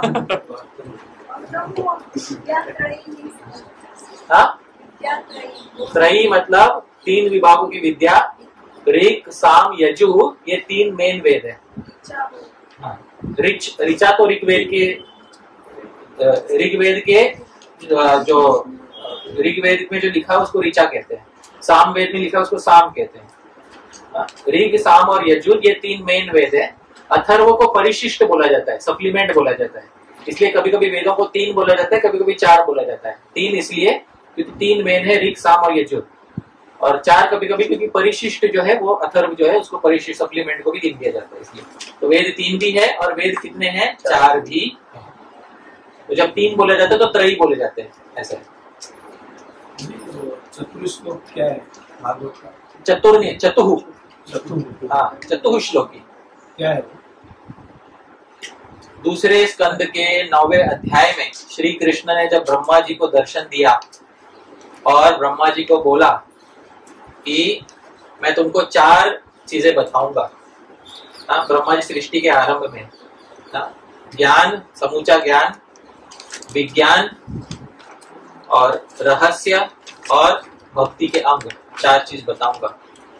तो भगवान का ज्ञान, भगवान का विज्ञान, अनुभवात्मक ज्ञान, एक होता है पुस्तकी ज्ञान, एक होता है अनुभवात्मक ज्ञान, भगवान का पूरा रहस्य और भगवान की उपासना करने के तरीके।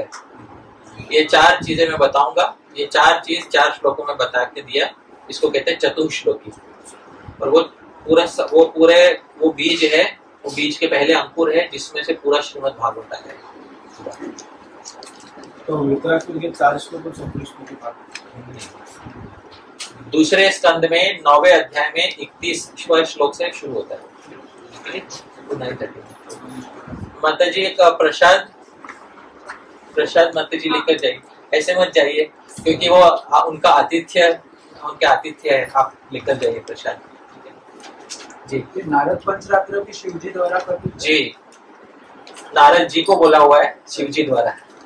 प्रभु जैसे वेदों के लिए हमारे पास टीका है सायण आचार्य वगैरह की, तो हमें ऑथेंटिसिटी पता है, तो तंत्र मार्ग की ऑथेंटिसिटी कैसे? तंत्र के लिए टीकाओं की आवश्यकता ही नहीं है, क्योंकि इतने सिंपल है, लगे हाथ ऊपर लो, गंगे च यमुने च, इस पे टीका कोई क्या लिखेगा है ना। तो जो संस्कृत नहीं जानता वो भी समझ जाएगा, है ना। गंगे च यमुने चैव गोदावरी सरस्वती नर्मदे सिंधु कावेरी जले अस्मिन सन्निधि, इस जल में सन्निधि कर लो, इस जल में समा जाओ, है ना। यही तो है। वो तो किसी को ट्रांसलेशन करना है उसका ये नहीं करना, टीका नहीं लिखना। जैसे प्रभु कौन सा तंत्र ऑथेंटिक है कौन सा नहीं है, वो उस संप्रदाय पे पता चलेगा, क्योंकि वेद भी कौन सा ऑथेंटिक है कौन सा नहीं, वो वेद के संप्रदाय थे ना। तो तंत्र भी कौन सा ऑथेंटिक है कौन सा नहीं, वो उस संप्रदाय में पता चलेगा।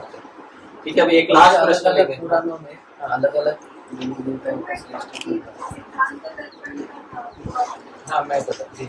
हाँ अलग अलग पुराणों में अलग अलग अलग अलग पुराण में अलग अलग देवी भागवतम को उससे कैसे मतलब अलग अलग पुराण में अलग अलग देवी देवता को श्रेष्ठ क्यों कहा? कि वो वेद वही है, बहुदेवतावाद है हमारे यहाँ पे, आप समझ रहे हो। अब वो थोड़ी है कि भाई